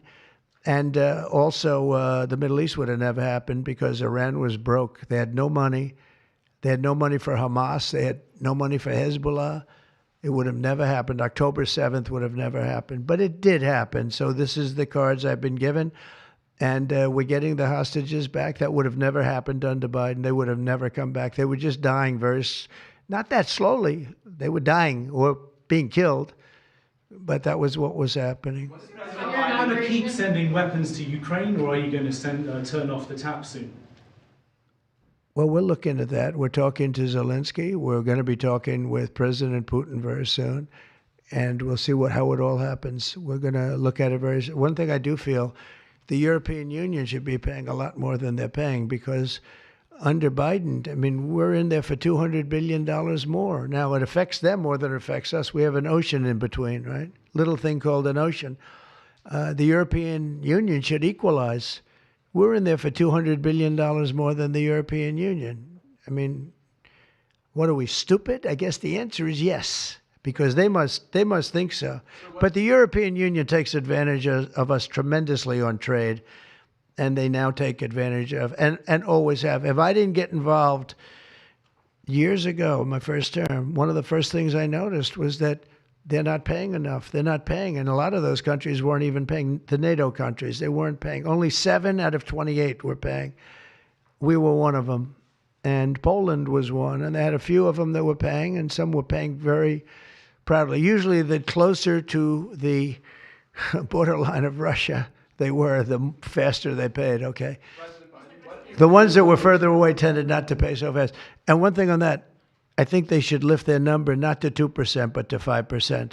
NATO should be at 5%, not at 2%. 2% is ridiculous, yeah. Did you ask President Xi in your conversation about Ukraine, did you ask him to get involved Yeah. in helping settle that? Can you tell us about I did, that? yeah. I said, you ought to get it settled because he's not done very much on that. He's got a lot of power, like we have a lot of power. I said, you ought to get it settled. We did discuss it, yeah. Mr. President, you launched your crypto coin the other day. Do you intend to continue selling products that benefit yourself personally while you're president? Well, I don't know if it benefited. I don't know where it is. I don't know much about it other than I launched it. I heard it was very successful. I haven't checked it. Where is it today? You made a lot of money, sir. How much? Several $billion, it seems like, in the last several days. Several billion? That's peanuts for these guys. Sir, you talked about the letter from President Biden. Can you give us some sense, broadly speaking? Yeah, he wrote me a nice letter. I mean, I did open it last night. And I didn't know. Peter said, did you get the letter? I said, wait a minute, let's see the letter. It's sort of a tradition. You put it in the drawer, especially of the beautiful Resolute desk, right? And I opened the drawer, and there it was. It said to number 47. And it was a very nice letter. I mean, I could show it because I think it was a nice letter. Maybe I will. I think. What do you say in terms of Just basically, it was a little bit of an inspirational type letter, you know. Enjoy it, do a good job. Important, very important, how important the job is. But I think it was a nice letter. I think I should let people see it because it was a positive for him in writing it. I appreciated the letter. Mr. President, were security concerns at all a factor when deciding to move your inauguration indoors? No, not at all. No, not at all. It was just cold. Look, if we would have, you know, I just went out to the helicopter, right, we said goodbye. That's a tradition. As long as before it used to be a stagecoach, and then helicopters came along. But that's been a tradition. You go out and you do that. And we stood there for 10 minutes, and I'll tell you what, people would not have been able to get through that day. That was cold. It was sort of interesting. Don't let the sun fool you. Tell me something. Sunny days can get very cold, can't they? Because that was so freezing yesterday. You couldn't have gotten through it. It would have been. And the answer is no, it wasn't security. With that being said, I thought the Capitol, the Rotunda, was beautiful. 72 degrees, unbelievable sound. You know, it's like being in an opera house. I could see people wanting to do it there rather than outside. Why did you remove John Bolton's security clearance, sir? Because I think there was enough time. We take a job.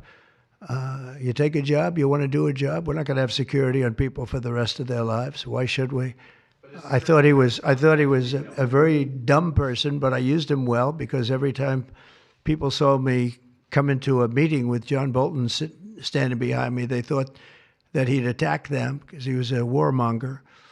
He's the one that got us involved, along with Cheney and a couple of others, convinced Bush, which was a terrible decision, to blow up the Middle East. You know, we blew up the Middle East and we left. We got nothing out of it except a lot of death. We killed a lot of people, and John Bolton was, one of those guys, a stupid guy. But no, you can't have that for life. You shouldn't expect it for life.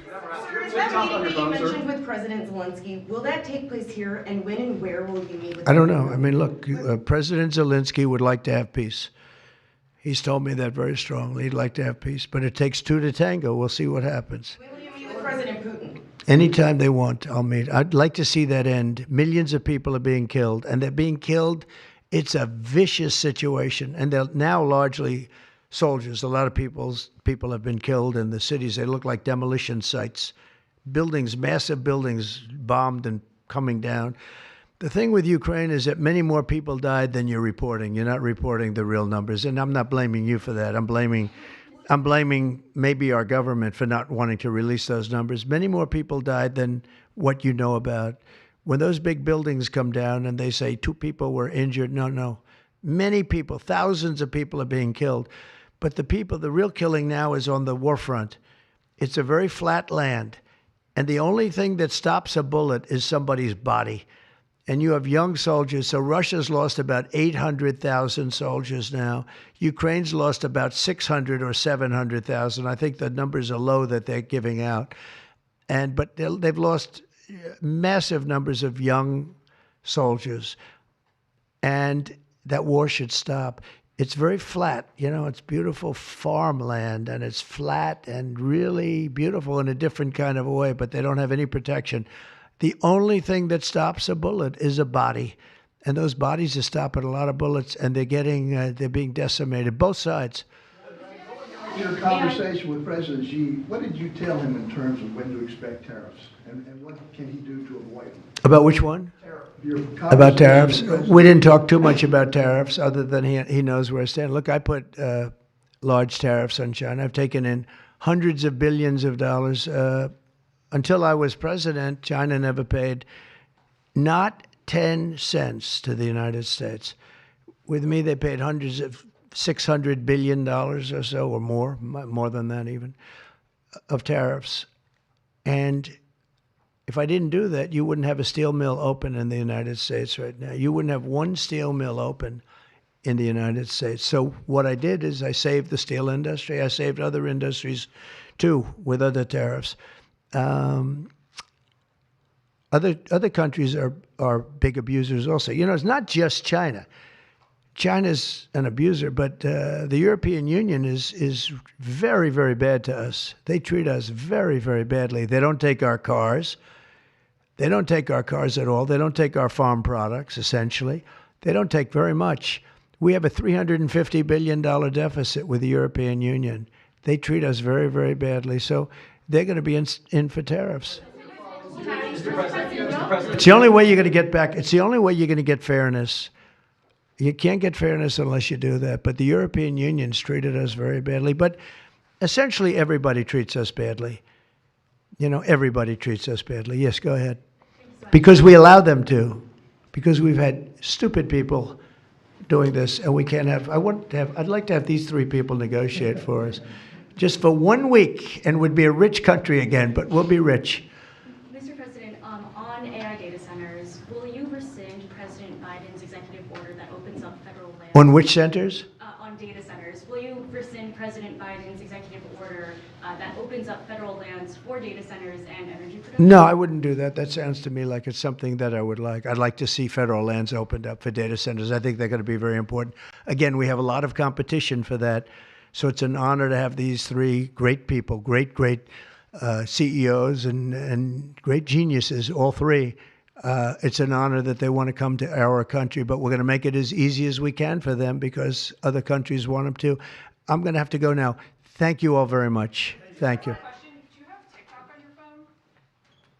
No, but I think I might put it there. I think I'll get it right now. By the way, again, we won the young vote. I think I won it through TikTok. So I have a warm spot in my heart for TikTok. Okay? Thank you. Thank you very much. Thank you, Mr. President. Amazing. Thank you. Come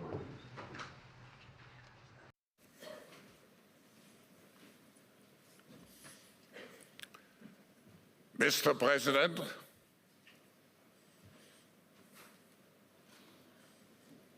hello. What great honor,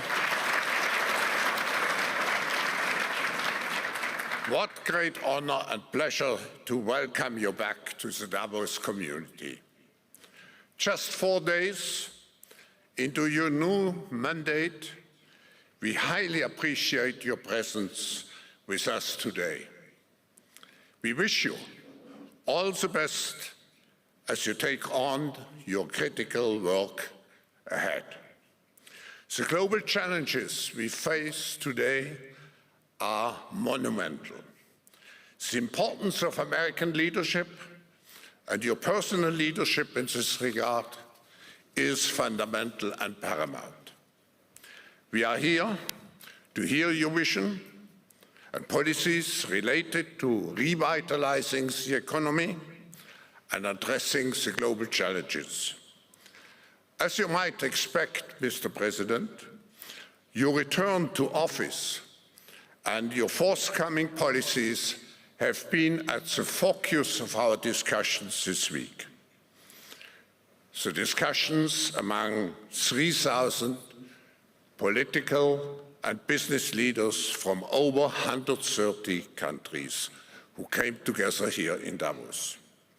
We look forward to hearing first from you and then to the follow-up discussion with business leaders, moderated by my colleague, Børge Brende. Ladies and gentlemen, the President of the United States, Donald J. Trump.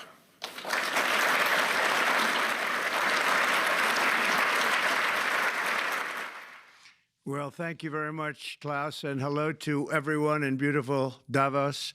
This has been a truly historic week in the United States. 3 days ago, I took the oath of office, and we began the golden age of America. The recent presidential election was won by millions of votes, and all 7, every one of them, all 7 swing states. It was a massive mandate from the American people like hasn't been seen in many years, and some of the political pundits, even some of my so-called enemies, said it was the most consequential election victory in 129 years. That's quite nice. What the world has witnessed in the past 72 hours is nothing less than a revolution of common sense.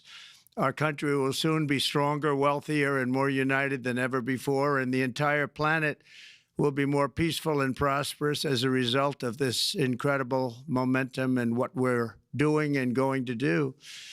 My administration is acting with unprecedented speed to fix the disasters we've inherited from a totally inept group of people and to solve every single crisis facing our country. This begins with confronting the economic chaos caused by the failed policies of the last administration. Over the past 4 years, our government racked up $8 trillion in wasteful deficit spending and inflicted nation-wrecking energy restrictions, crippling regulations, and hidden taxes like never before. The result is the worst inflation crisis in modern history and sky-high interest rates for our citizens and even throughout the world. Food prices and the price of almost every other thing known to mankind went through the roof. President Biden totally lost control of what was going on in our country, but in particular with our high inflation economy and at our border. Because of these ruinous policies, total government spending this year is $1.5 trillion higher than was projected to occur when I left office just 4 years ago. Likewise, the cost of servicing the debt is more than 230% higher than was projected in 2020. The inflation rate we are inheriting remains 50% higher than the historic target. It was the highest inflation probably in the history of our country. That's why from the moment I took office, I've taken rapid action to reverse each and every one of these radical left policies that created this calamity, in particular with immigration, crime, and inflation. On day one, I signed an executive order directing every member of my cabinet to marshal all powers at their disposal to defeat inflation and reduce the cost of daily life. I imposed a federal hiring freeze, a federal regulation freeze, a foreign aid freeze, and I created the new Department of Government Efficiency. I terminated the ridiculous and incredibly wasteful Green New Deal. I call it the Green New Scam. Withdrew from the one-sided Paris Climate Accord and ended the insane and costly electric vehicle mandate. We're going to let people buy the car they want to buy. I declared a national energy emergency, and it's so important, national energy emergency to unlock the liquid gold under our feet and pave the way for rapid approvals of new energy infrastructure. The United States has the largest amount of oil and gas of any country on earth, and we're going to use it. Not only will this reduce the cost of virtually all goods and services, it'll make the United States a manufacturing superpower and the world capital of artificial intelligence and crypto. My administration has also begun the largest deregulation campaign in history, far exceeding even the record-setting efforts of my last term. In total, the Biden administration imposed $50,000 in additional regulatory costs on the average American household over the last 4 years.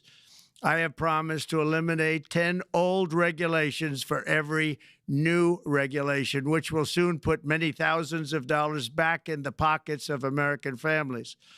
To further unleash our economy, our majorities in the House and Senate, which we also took along with the presidency, are going to pass the largest tax cut in American history, including massive tax cuts for workers and family, and big tax cuts for domestic producers and manufacturers.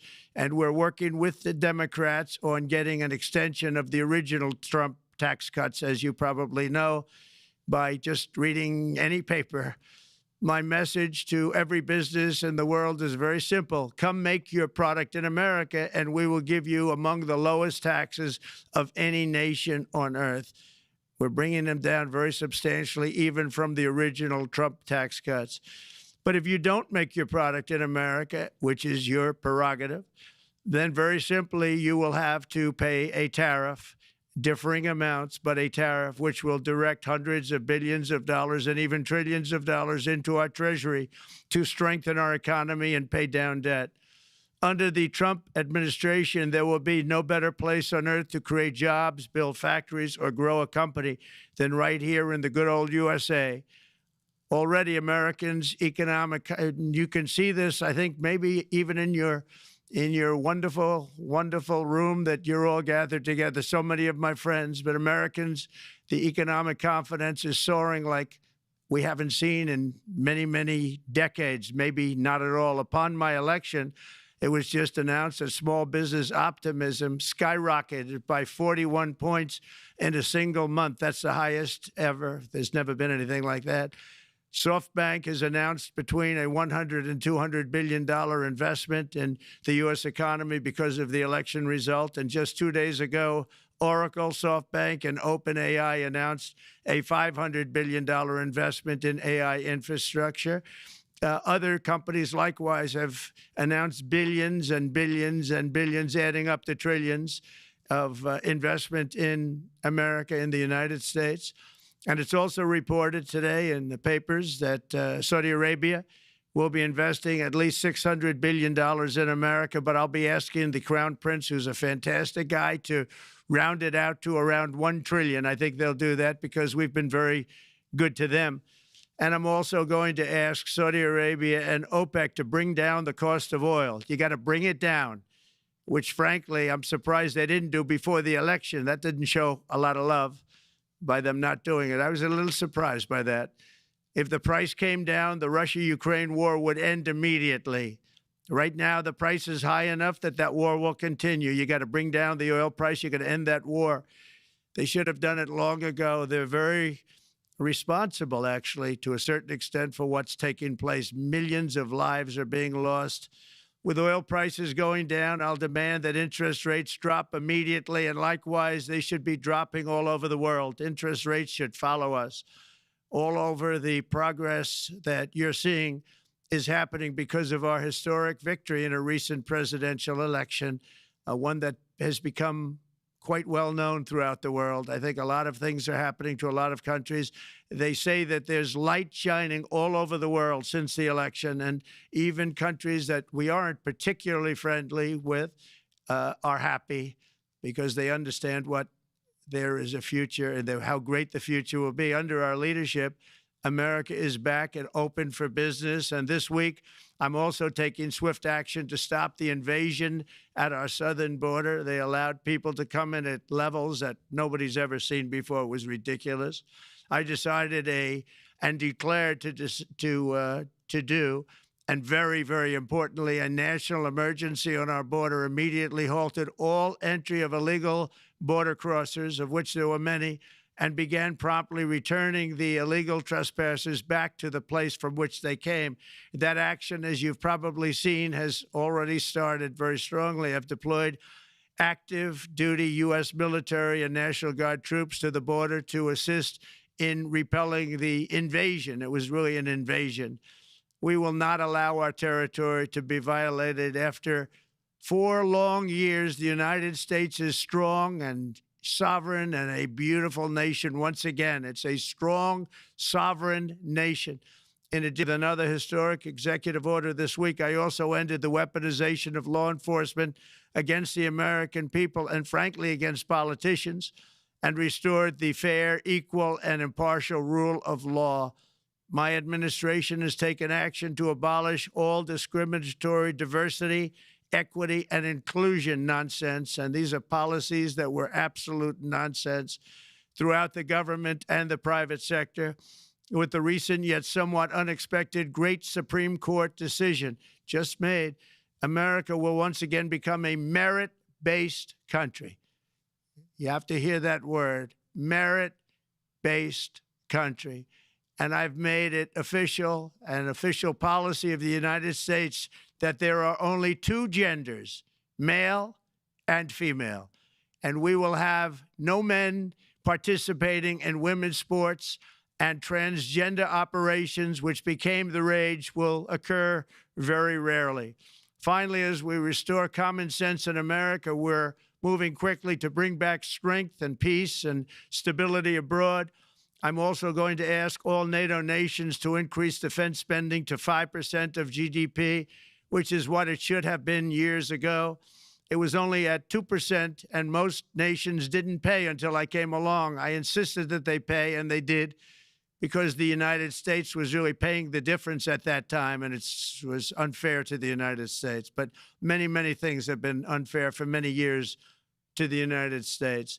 Before even taking office, my team negotiated a ceasefire agreement in the Middle East, which wouldn't have happened without us, as I think most of the people in the room know.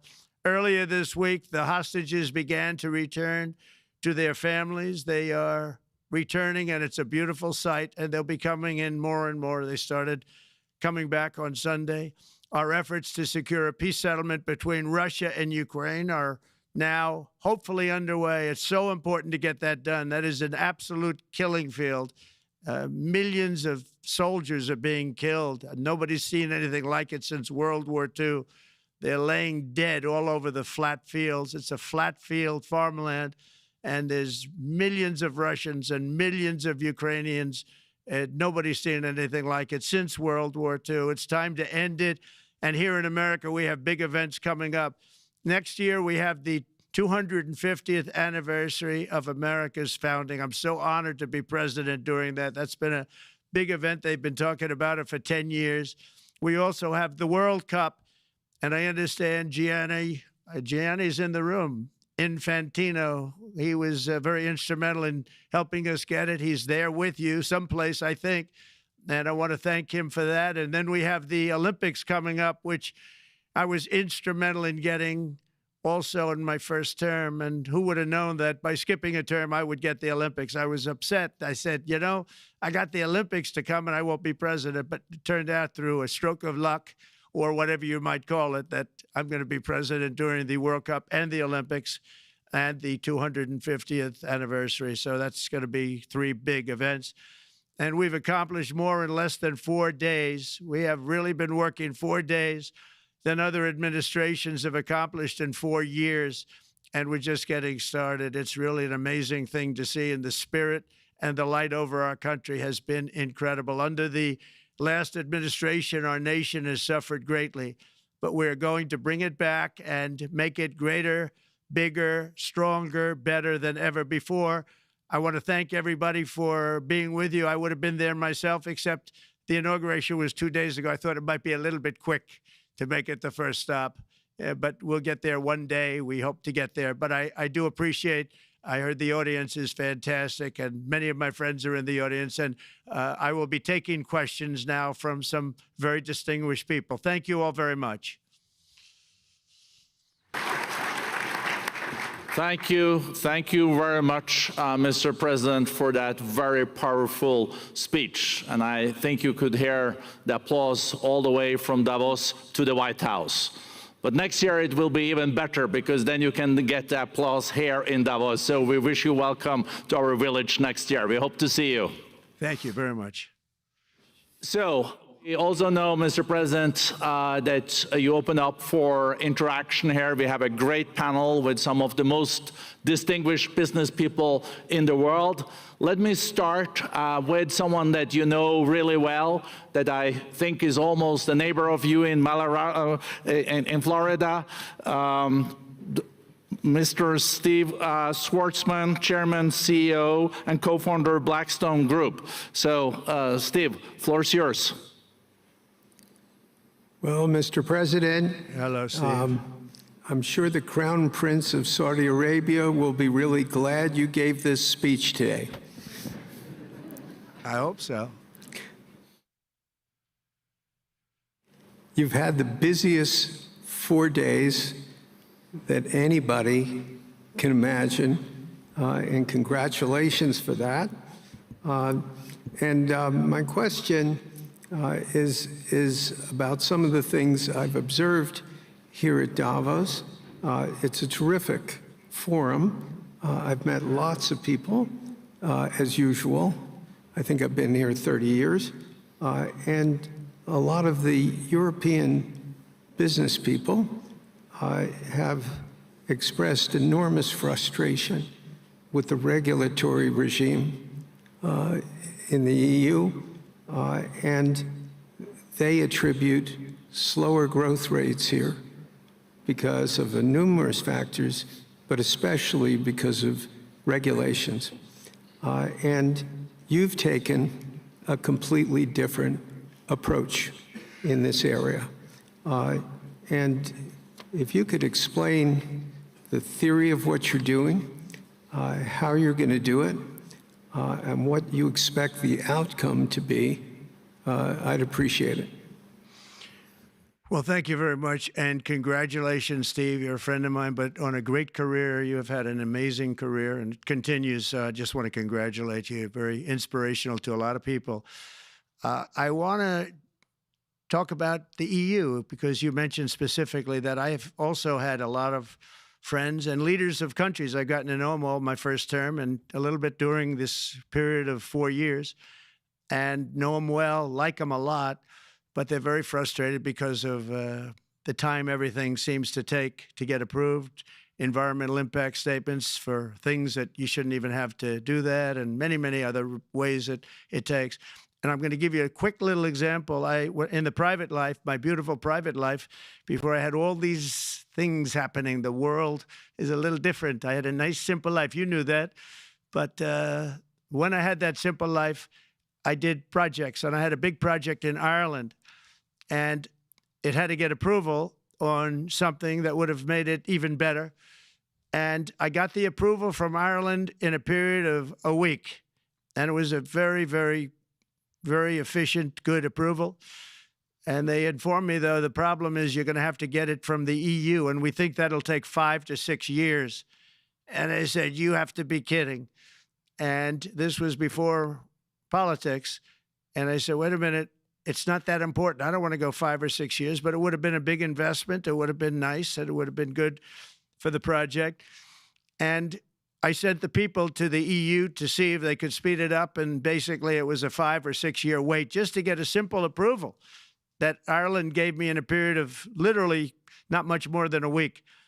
And I realized right then, that was the first time I really was involved with the EU, but I realized right then that's a problem, and I didn't even bother applying to do it.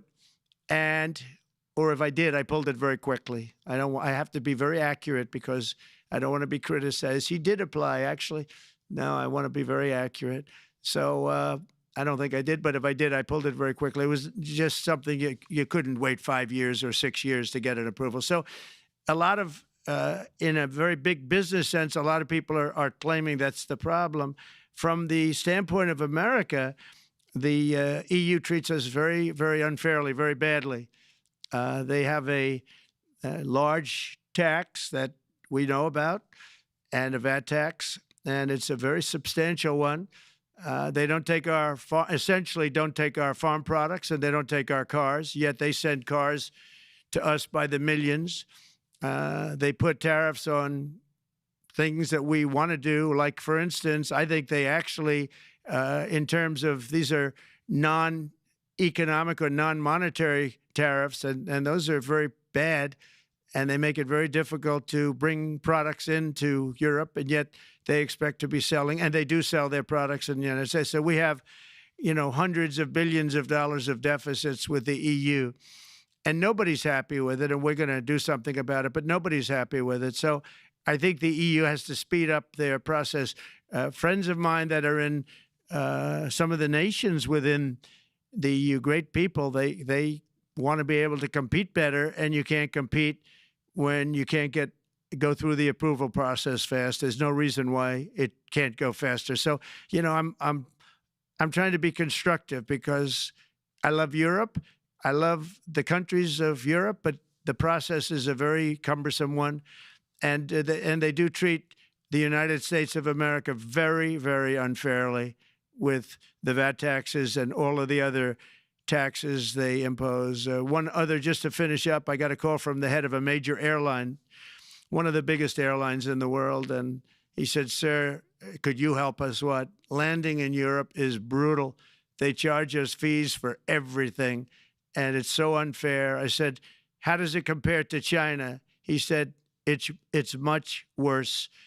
And the other thing, as you know, they took court cases with Apple, and they supposedly won a case that most people didn't think was much of a case.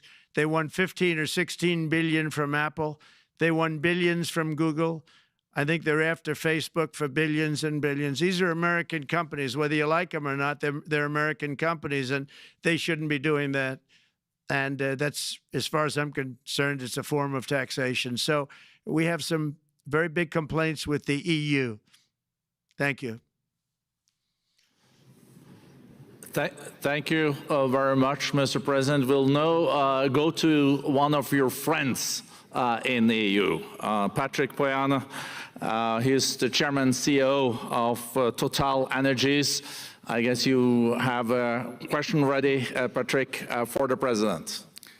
Mr. President, as we understand, energy is at the top of your agenda, and it's an honor for me to represent the energy industry tonight. In this panel, Total Energies is indeed the fourth largest oil and gas and electricity company in the world. I will not ask you a question about the oil price. It's quite clear what you expect from us. I will go to gas more. And our company is the largest #1 exporter LNG from the US company. We are a strong contributor to, and we invest in a mammoth LNG projects in Texas, $20 billion. It's far from 200, but it's $20 billion. And we contribute with that to security of supply to Europe, as we export this LNG to Europe. Some experts fear that if there are too many projects developed in the US on LNG, this could have an inflationary impact on the US domestic gas price. And they recommend a pause on these projects. I would ask you the following question: what are your views about such a pause on investments on LNG in the US? What would happen if you would observe an increased domestic gas price because of these exports? And final question, which is important for Europe: would you agree to guarantee security of supplies of US LNG to Europe? Well, on the last part of your question, yes, I would. I would make sure that you get it. If we make a deal, we make a deal, you'll get it. Because a lot of people do have that problem. They make a deal and then it can't get supplied because of war-type problems and other problems. So we would absolutely do that.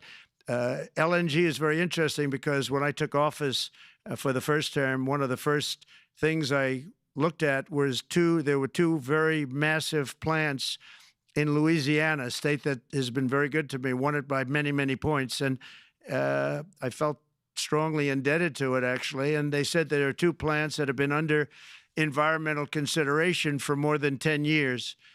And they were costing, as you say, you know how expensive those plants are, but they were costing like 12 billion and I think 14 or 15 billion, but they couldn't get their permits.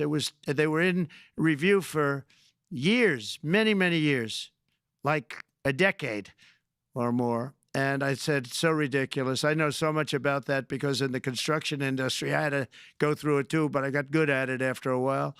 But I saw the projects, and you're talking about a total investment of 25 to $30 billion, and it looked like it was going to end. They couldn't get their permits, and I got them done in less than a week. It was done, completed. In fact, when they called them to announce that it was done, the countries, largely countries, Japan was involved and another country and some very big investors, they couldn't believe it. They actually couldn't believe it. And I said, just do yourself one favor. Don't pay any consultants, because the only one that got it done was me. I got it done because it was the right thing to do for the U.S. and for the world, but the consultants had nothing to do with it. You know, the consultants go in and they say, give us millions of dollars because Trump did it. Nobody called me about it. I just heard it was a problem for years. And I got it done because it was the right thing to do for the U.S. and the right thing to do for beyond. It had to do with energy, very important.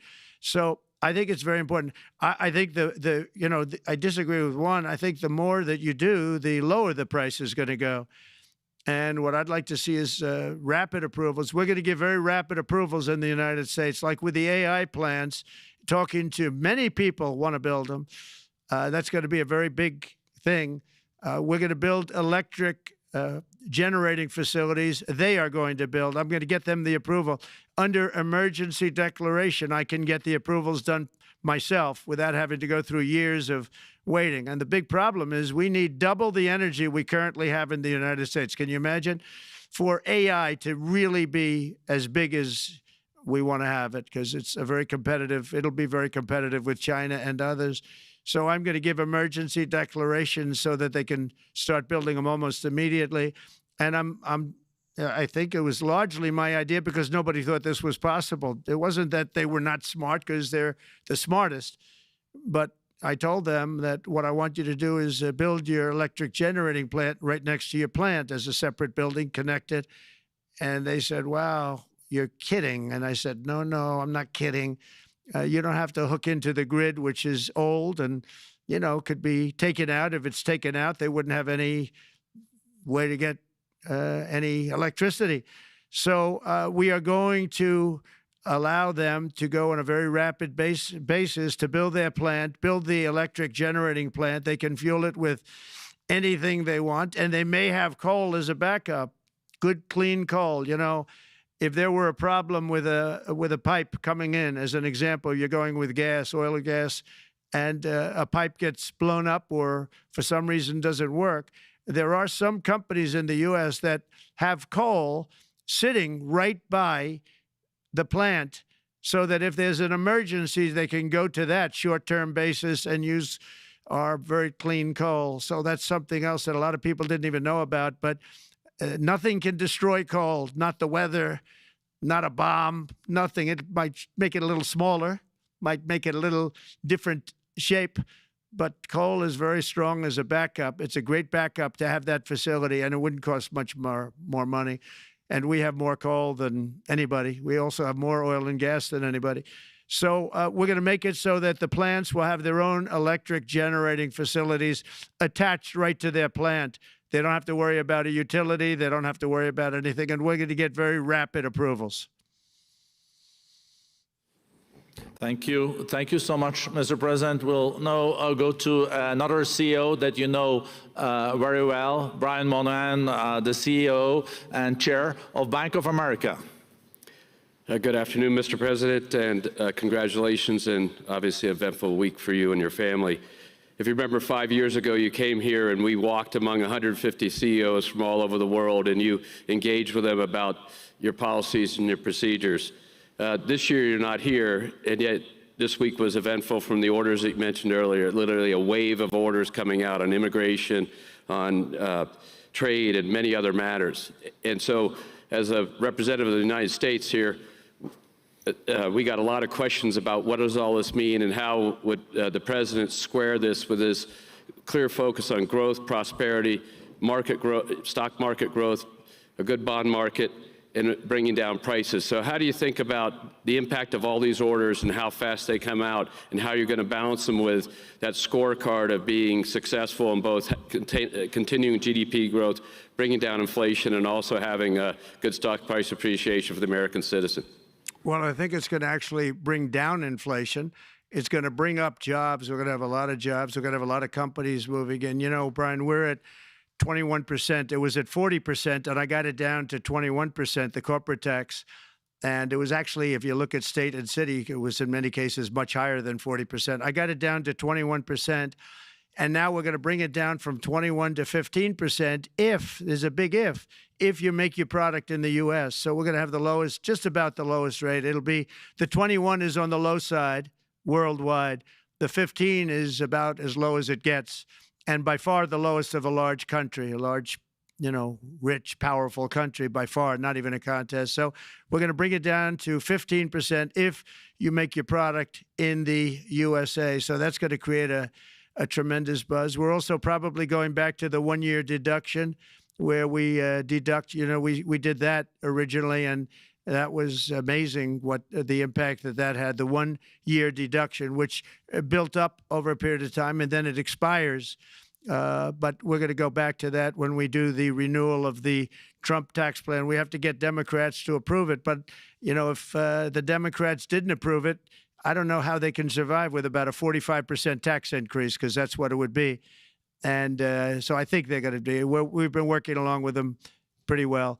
I think it's very hard for a political group to say, let's charge people 45% more. So I think we're in good shape. But we're actually doing a reduction for business and small businesses where you're going to bring it down to 15%, which is really something.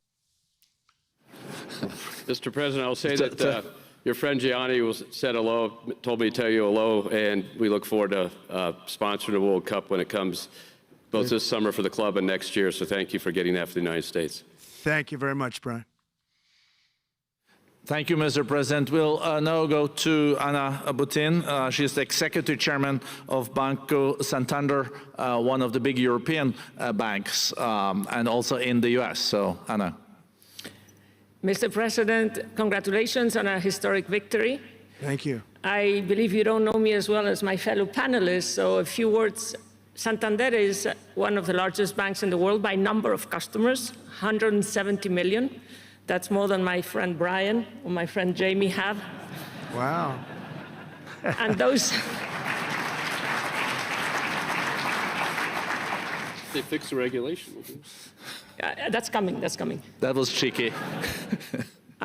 We're a big investor in the United States. We have many million customers, 12,000 employees. We're one of the largest auto lenders. And we recently launched a fully digital bank called Open Bank. We strongly believe banks have a pivotal role in the economy, and we can accelerate growth and help many more customers. That's what we're doing in the United States. So, as Brian pointed out, we very much welcome your focus on deregulation and reducing bureaucracy.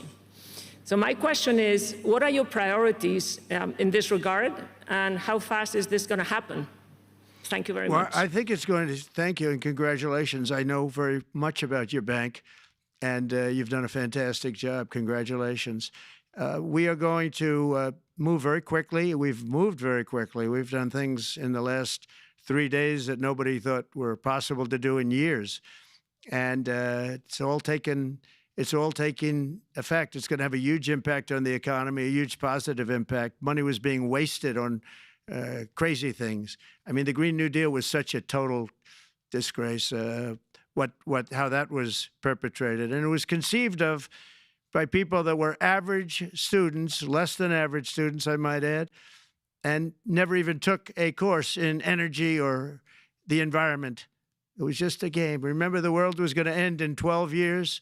Remember that? Well, the 12 years has come and gone. It was going to end. It was going to all foam into earth. But, you know, the time has come. These people, and they really scared the Democrats large. I can't say the Republicans. The Republicans maybe could have fought harder to stop it, but it's been a tremendous waste of money. You know, during my 4 years, we had the cleanest air, we had the cleanest water, and yet we had the most productive economy in the history of our country. We had the most productive economy. Until COVID came, we had the most productive in the history of our country by far. And actually, you can look worldwide. We were beating everybody from China to everybody else. So, and we think we really now, with what we have learned and all of the other things that have taken place, we think we can even far surpass that, actually far, far surpass it. But we do, one thing we're going to be demanding is we're going to be demanding respect from other nations. Canada, we have a tremendous deficit with Canada. We're not going to have that anymore. We can't do it. I don't know if it's good for them. As you probably know, I say you can always become a state. And if you're a state, we won't have a deficit, we won't have to tariff you, et cetera, et cetera. But Canada has been very tough to deal with over the years, and it's not fair that we should have a $200 billion or $250 billion deficit. We don't need them to make our cars, and they make a lot of them. We don't need their lumber because we have our own forests, et cetera, et cetera. We don't need their oil and gas. We have more than anybody. So, you know, just as an example, with Mexico, we're dealing with Mexico, I think, very well. And we're just, you know, we just want to be treated fairly with other nations because there's hardly a nation in the world, and I blame this on us, and I blame it on politicians that, for some reason, mostly it's stupidity, but you could also say other reasons, but mostly stupidity. They've allowed other nations to take advantage of the U.S., and we can't allow that to happen anymore. You know, we have debt.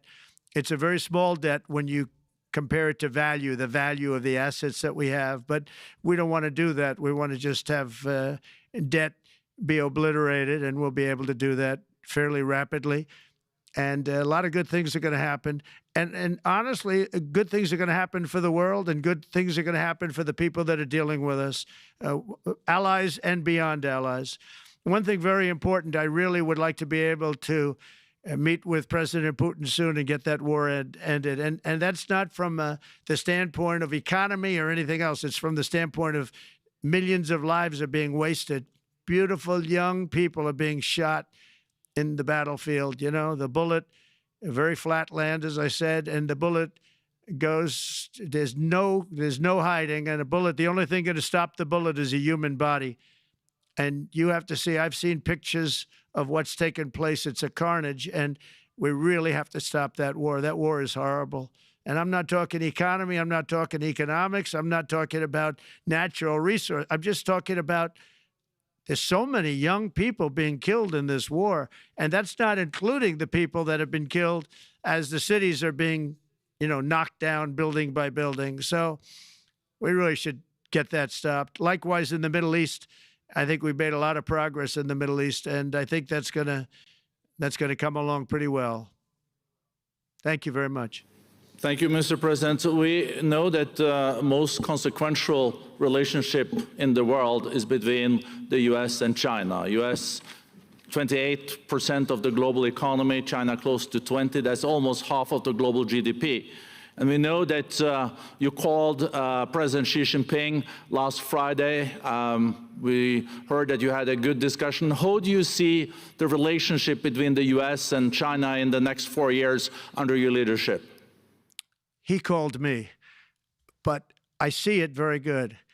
I think that we're going to have a very good relationship. All we want is fairness. We just want a level playing field. We don't want to take advantage. We've been having massive deficits with China. Biden allowed it to get out of hand. He's $1.1 trillion deficit. It's ridiculous. And it's just an unfair relationship. And we have to make it just fair. We don't have to make it phenomenal. We have to make it a fair relationship. Right now, it's not a fair relationship. The deficit is massive, as it is with other countries, a lot of Asian countries, actually. But we have deficits that are very big, and we can't keep doing that. So we're not going to keep doing that. But I like President Xi very much. I've always liked him. We always had a very good relationship. It was very strained with COVID coming out of Wuhan. Obviously, that strained it. I'm sure it strained it with a lot of people, but that strained our relationship. But we always had a great relationship, I would say, and we look forward to doing very well with China and getting along with China. Hopefully, China can help us stop the war with, in particular, Russia, Ukraine. They have a great deal of power over that situation, and we'll work with them. And I mentioned that with during our phone conversation with President Xi, and hopefully we could work together and get that stopped. We'd like to see denuclearization. In fact, with President Putin, prior to an election result, which was frankly ridiculous, we were talking about denuclearization of our two countries, and China would have come along. China has a much smaller, right now, nuclear armament than us, or field than us, but they're going to be catching it at some point over the next 4 or 5 years. And I will tell you that President Putin really liked the idea of cutting way back on nuclear, and I think the rest of the world, we would have gotten them to follow, and China would have come along too. China also liked it. Tremendous amounts of money are being spent on nuclear, and the destructive capability is something that we don't even want to talk about today because you don't want to hear it. It's too depressing. So we want to see if we can denuclearize, and I think that's very possible. And I can tell you that President Putin wanted to do it. He and I wanted to do it. We had a good conversation with China. They would have been involved, and that would have been an unbelievable thing for the planet.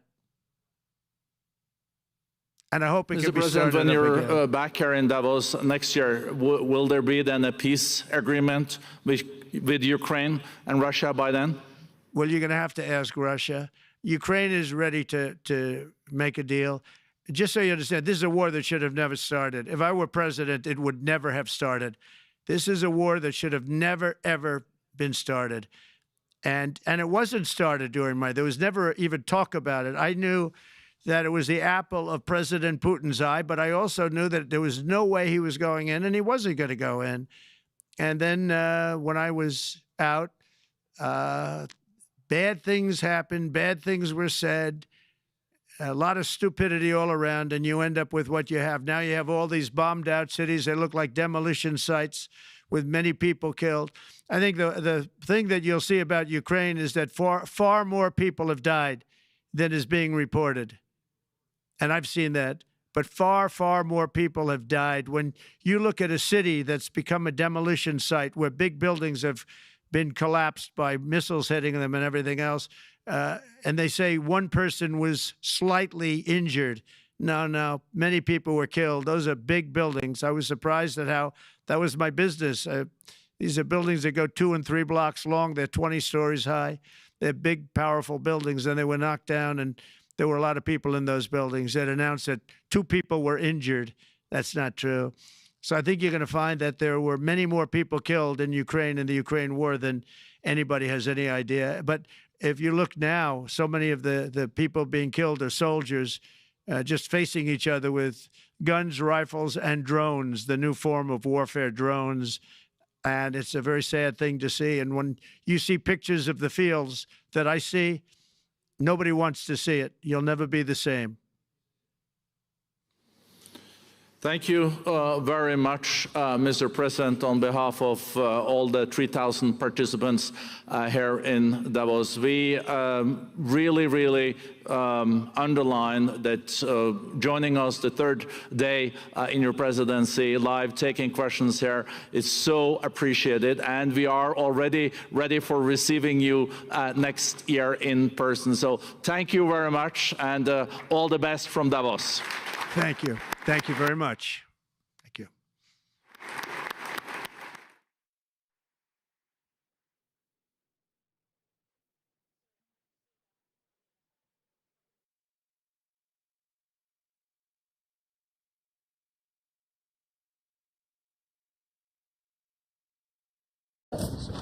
Okay, very good.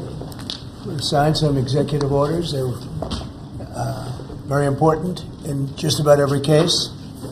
And it will go through the first one, please. Do you want to? Yeah, Mr. President, this is an executive order on crypto. We're going to be. Oh, sorry, we're doing that first. Sorry, Mr. President, this is an executive order on AI. We're basically announcing the administration's policy to make America the world capital in artificial intelligence and to dominate and to lead the world in AI. Do you want to say your name, your full name? David and Sachs, serial? AI and Crypto Czar. David is one of the greatest in the world at AI. Most respected, probably, there is.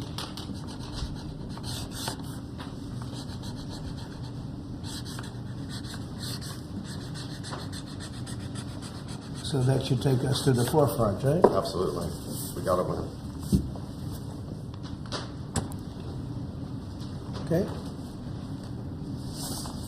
Thank you. And this, David, is?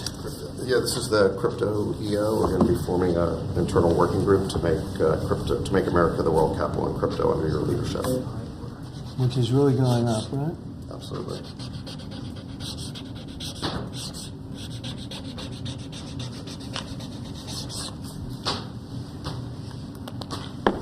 David, that's for you. Thanks.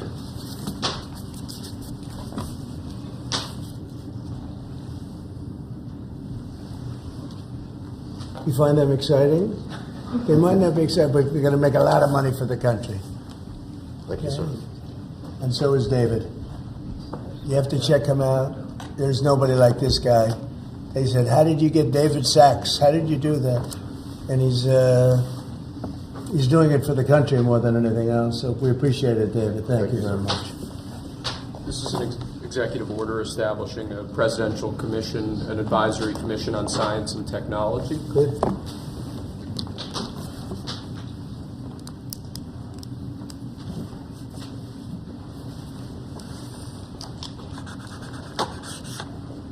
Do you want to explain that a little bit? The basic idea is to get together top people from government, the private sector, technology industry, as well as educational institutions, to make sure that America maintains its leadership position with respect to science and technology development in the years ahead. Good. That's great. Next, sir, we have a presidential memorandum encouraging departments and agencies in your government, including the Department of the Interior, to promote federal recognition of the Lumbee tribe of North Carolina. I love the Lumbee tribe. So this is their first big step, right? This would be a huge step for them, sir. Yeah, they were with me all the way. They were great. North Carolina, Lumbee tribe.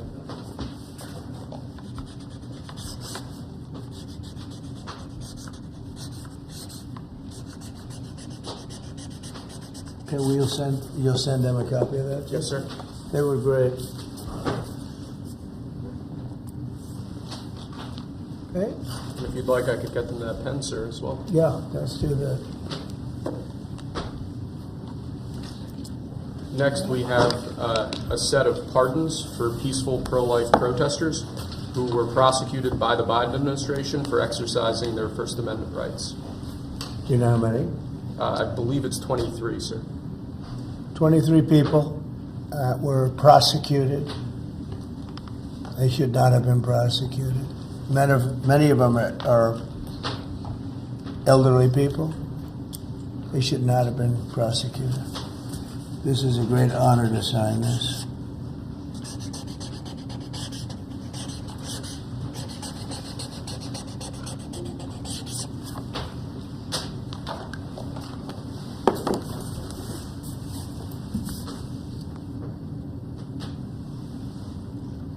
They'll be very happy.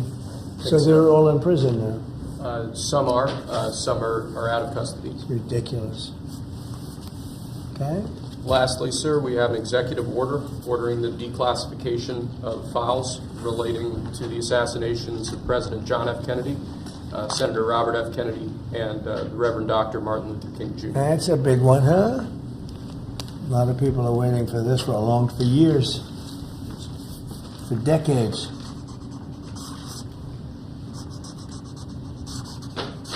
And everything will be revealed. Okay? Give that to RFK Jr. Yes, sir. Okay?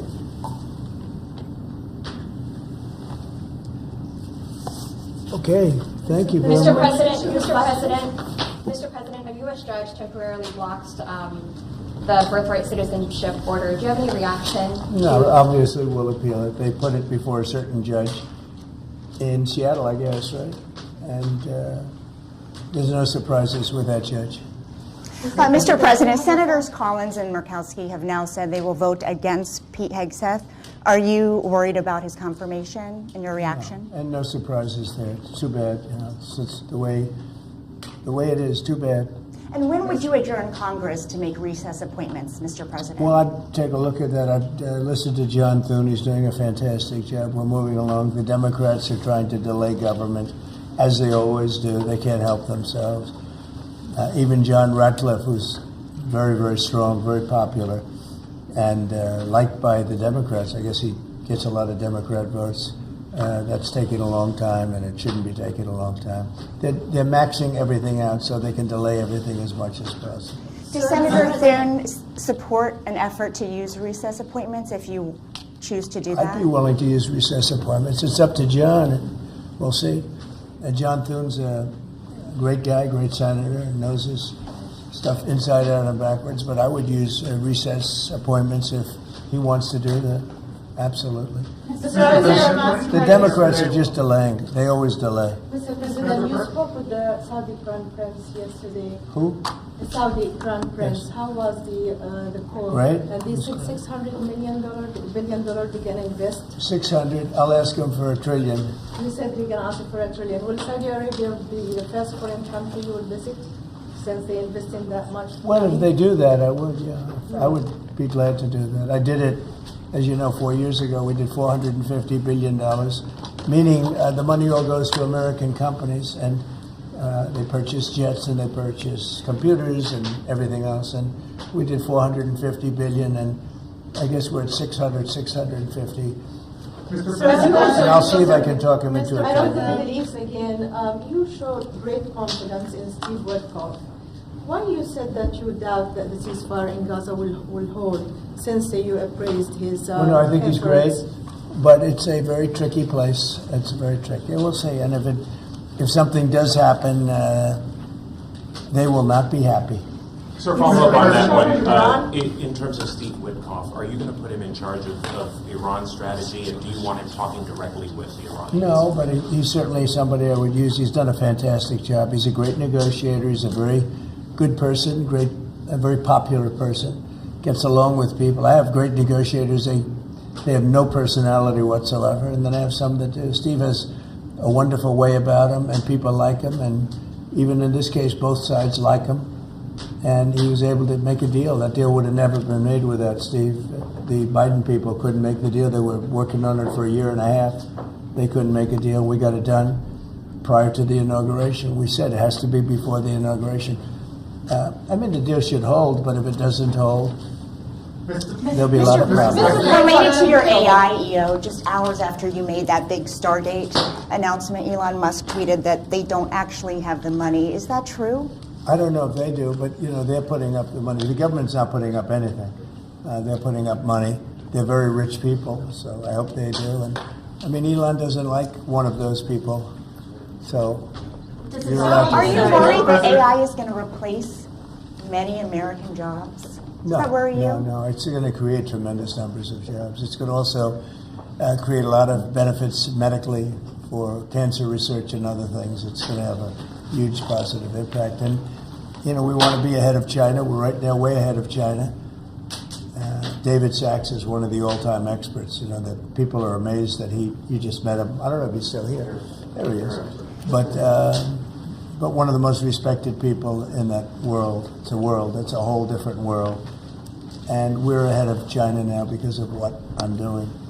And I think it's going to be very successful. President, please, you just asked the Davos Forum again that NATO countries should spend 5% of GDP on defense. Yeah. The United States don't spend 5%. Well, Do you think I it don't should also think so. apply to the United States? We're protecting them, They're not protecting us. We're protecting them.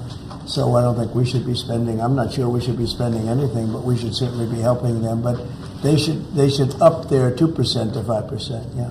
Mr. President, you said earlier during your speech at Davos that you would like to see interest rates come down. How much would you like to see them come down? A And lot. will you talk I'd with like to see them come down a lot, and oil prices will come down. And when oil prices come down, everything's going to be cheaper for the American people and actually for the world, but for the American people. So I'd like to see oil prices come down. And when the energy comes down, that's going to knock out a lot of the inflation. That's going to automatically bring the interest rates down. Are you worried that You said that you would demand. Are you worried that there's too much going on at once if you're trying to bring interest rates down, get the economy back going? It just works that way. I mean, it just economically works that way. When the oil comes down, it'll bring down prices. Then you won't have inflation, and then the interest rates will come down. You said that you would demand that the interest rates come down. Well, I would. Do you expect I would the put Fed? in a strong statement. Do you expect the Fed to listen to you? Yeah, Are you going to talk to Powell about this and bringing the rates down? at the right time, I would. Sir, do you plan any of the people you pardoned that were participated in the January 6, 2021 event? Do you plan to meet with any of them or meet with them at the White House? I don't know. I'm sure that they probably would like to. I did them something important, but what they did is they were protesting a crooked election. I mean, people understand that also, and they were treated very badly. Nobody's been treated like that, so I'd be open to it, certainly. I don't know of anything like that, but I think they're going to meet, in some of the congressmen, women, want to meet. But I'd certainly be open to it. Have you spoken to them since you issued the pardons? I haven't spoken to any of them yet, but I know they're very happy. Mr. President, I gave them their life back. Their life was taken away from them unnecessarily and unfairly. I gave them their life back, so I can imagine they probably would like to. Mr. President, what does it mean when you said that Biden took bad advice and not pardoning himself yesterday? Well, he did. I think he did, because he pardoned all these people that are crooked as hell. Look, the congressmen, they're crooked. What they did is they destroyed evidence. When you destroy evidence, especially criminally like that, they did it criminally.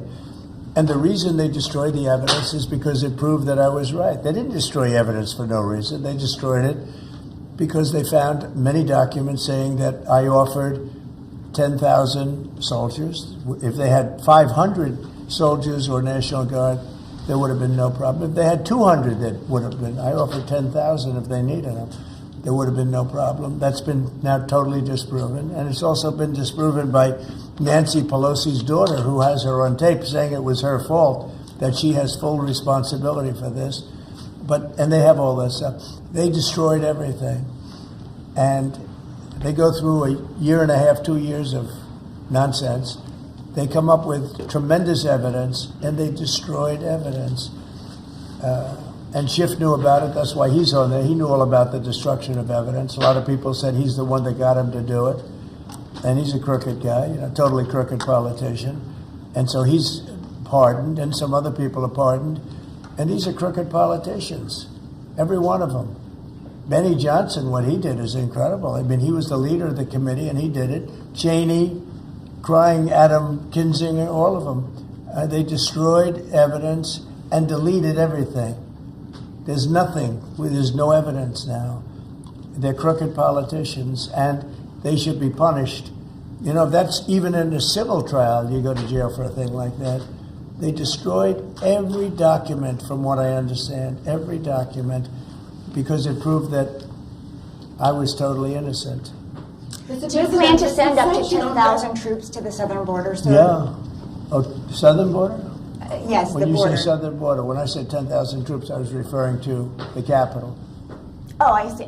And when do you plan to do that? I offered 10,000 troops for the capital before January 6th. And as for the 1,500 at the southern border, sorry to clarify, what exactly do you want them to be doing right now? Making sure that the border is safe and secure and that criminals don't come into our country. Mr. President, do you think that sanctions on Russia will force President Putin to negotiate? I don't know, but I think he should make a deal. Mr. Sir, President, does it bother you that Elon Musk criticized a deal that you made publicly, that he said that he tweeted that? No, it doesn't. He hates one of the people in the deal. Have you spoken to him since then? No, I've spoken to Elon, but I've spoken to all of them, actually.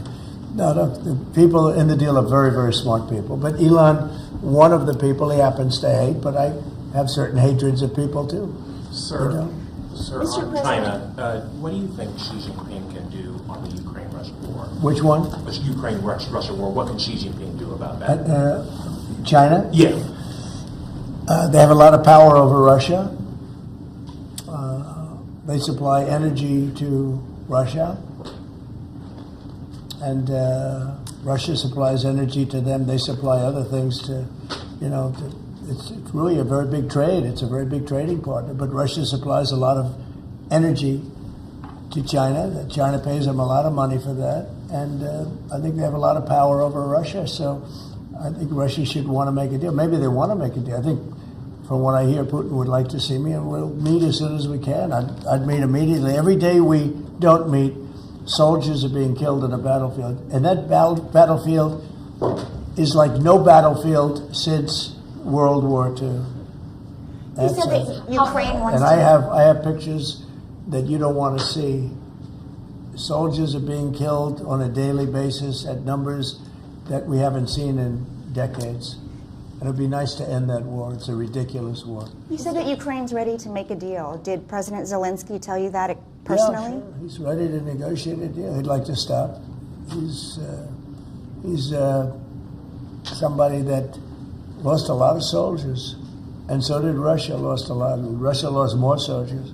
They lost 800,000 soldiers. Would you say that's a lot? I'd say it's a lot. Mr. President, you said that you wanted to make Dr. King's dream a reality. What's your response to his children and civil rights leaders who say that your DEI orders are a contradiction of his dream and could further drive racial disparities? Well, I haven't heard that. Mr. President, you put the Houthis back on the terror list. How do you see the war in Yemen end? Well, we'll see what happens, but they can't shoot down our ships, the Houthis. Yes. You can't shoot down our ships, or any ships, and that's what they're doing. So they're on the terror list. That's not good for them. So why did you revoke security protections for former Secretary of State Mike Pompeo and Brian Hook? Well, the same reason I did. When you have protection, you can't have it for the rest of your life. Do you want to have a large detail of people guarding people for the rest of their lives? I mean, there's risks to everything. So would you support striking Iran's nuclear facilities? Say it? Would you support Israel, for example, striking Iran's nuclear facilities? Well, I'm or not do you going to believe answer in that. diplomacy? Obviously, I'm not going to answer that question. We'll have to see. I'm going to be meeting with various people over the next couple of days, and we'll see. But hopefully that could be worked out without having to worry about it. It would be nice. It would really be nice if that could be worked out without having to go that further step. And who are you going to meet with? Well, I'd rather not say that, but very high-level people. But hopefully that can be worked out. Look, Iran hopefully will make a deal, and if they don't make a deal, I guess that's okay too. And Mr. President, just to follow up, you said you think the Fed should listen to you. Can you elaborate on why you think it should? With regard to interest rates? Correct, yes. Because I think I know interest rates much better than they do. And I think I know it certainly much better than the one who's primarily in charge of making that decision. But no, I'm guided by them very much. But if I disagree, I will let it be known. So your tariff plans for China and Mexico are much tougher. Or the ones for Canada and Mexico are much tougher than the one for China. Why is it softer for China? Well, China's already paying a lot of tariffs because of me. And when you add them up, I would say, they're paying a lot. They paid hundreds of billions of dollars. They never paid 10 cents until I came along. When I came along, they've paid hundreds of billions of dollars. Never paid anything. And so they've already started at a higher base. Is February 1st the date for Chinese tariffs as well, sir? February 1, or was that just Mexico and Canada? It's Mexico and Canada, but we're talking about China too. Look, China's sending us tremendous amounts of bad drugs, fentanyl, really bad stuff. Most of it comes through Mexico. And we're losing, I think, 300,000 lives a year because of that. People say 150, 100, 120. I think 300,000 lives a year. Those are old numbers. The lower numbers are low number. And we can't have that. They've got to stop sending it. I had a deal with President Xi, but it was a deal that wasn't followed up by Biden, of course, where they were going to issue the death penalty to people that make fentanyl, and that would have stopped it. But we'll have to stop it with tariffs. Okay? Thank you very much, everybody. Thank you, Mr. President. Click here to subscribe to Fox News YouTube page and catch our hottest interviews and most compelling analysis. Subscribe to Fox News YouTube page and catch our hottest interviews and most compelling analysis. You will not get it anywhere else.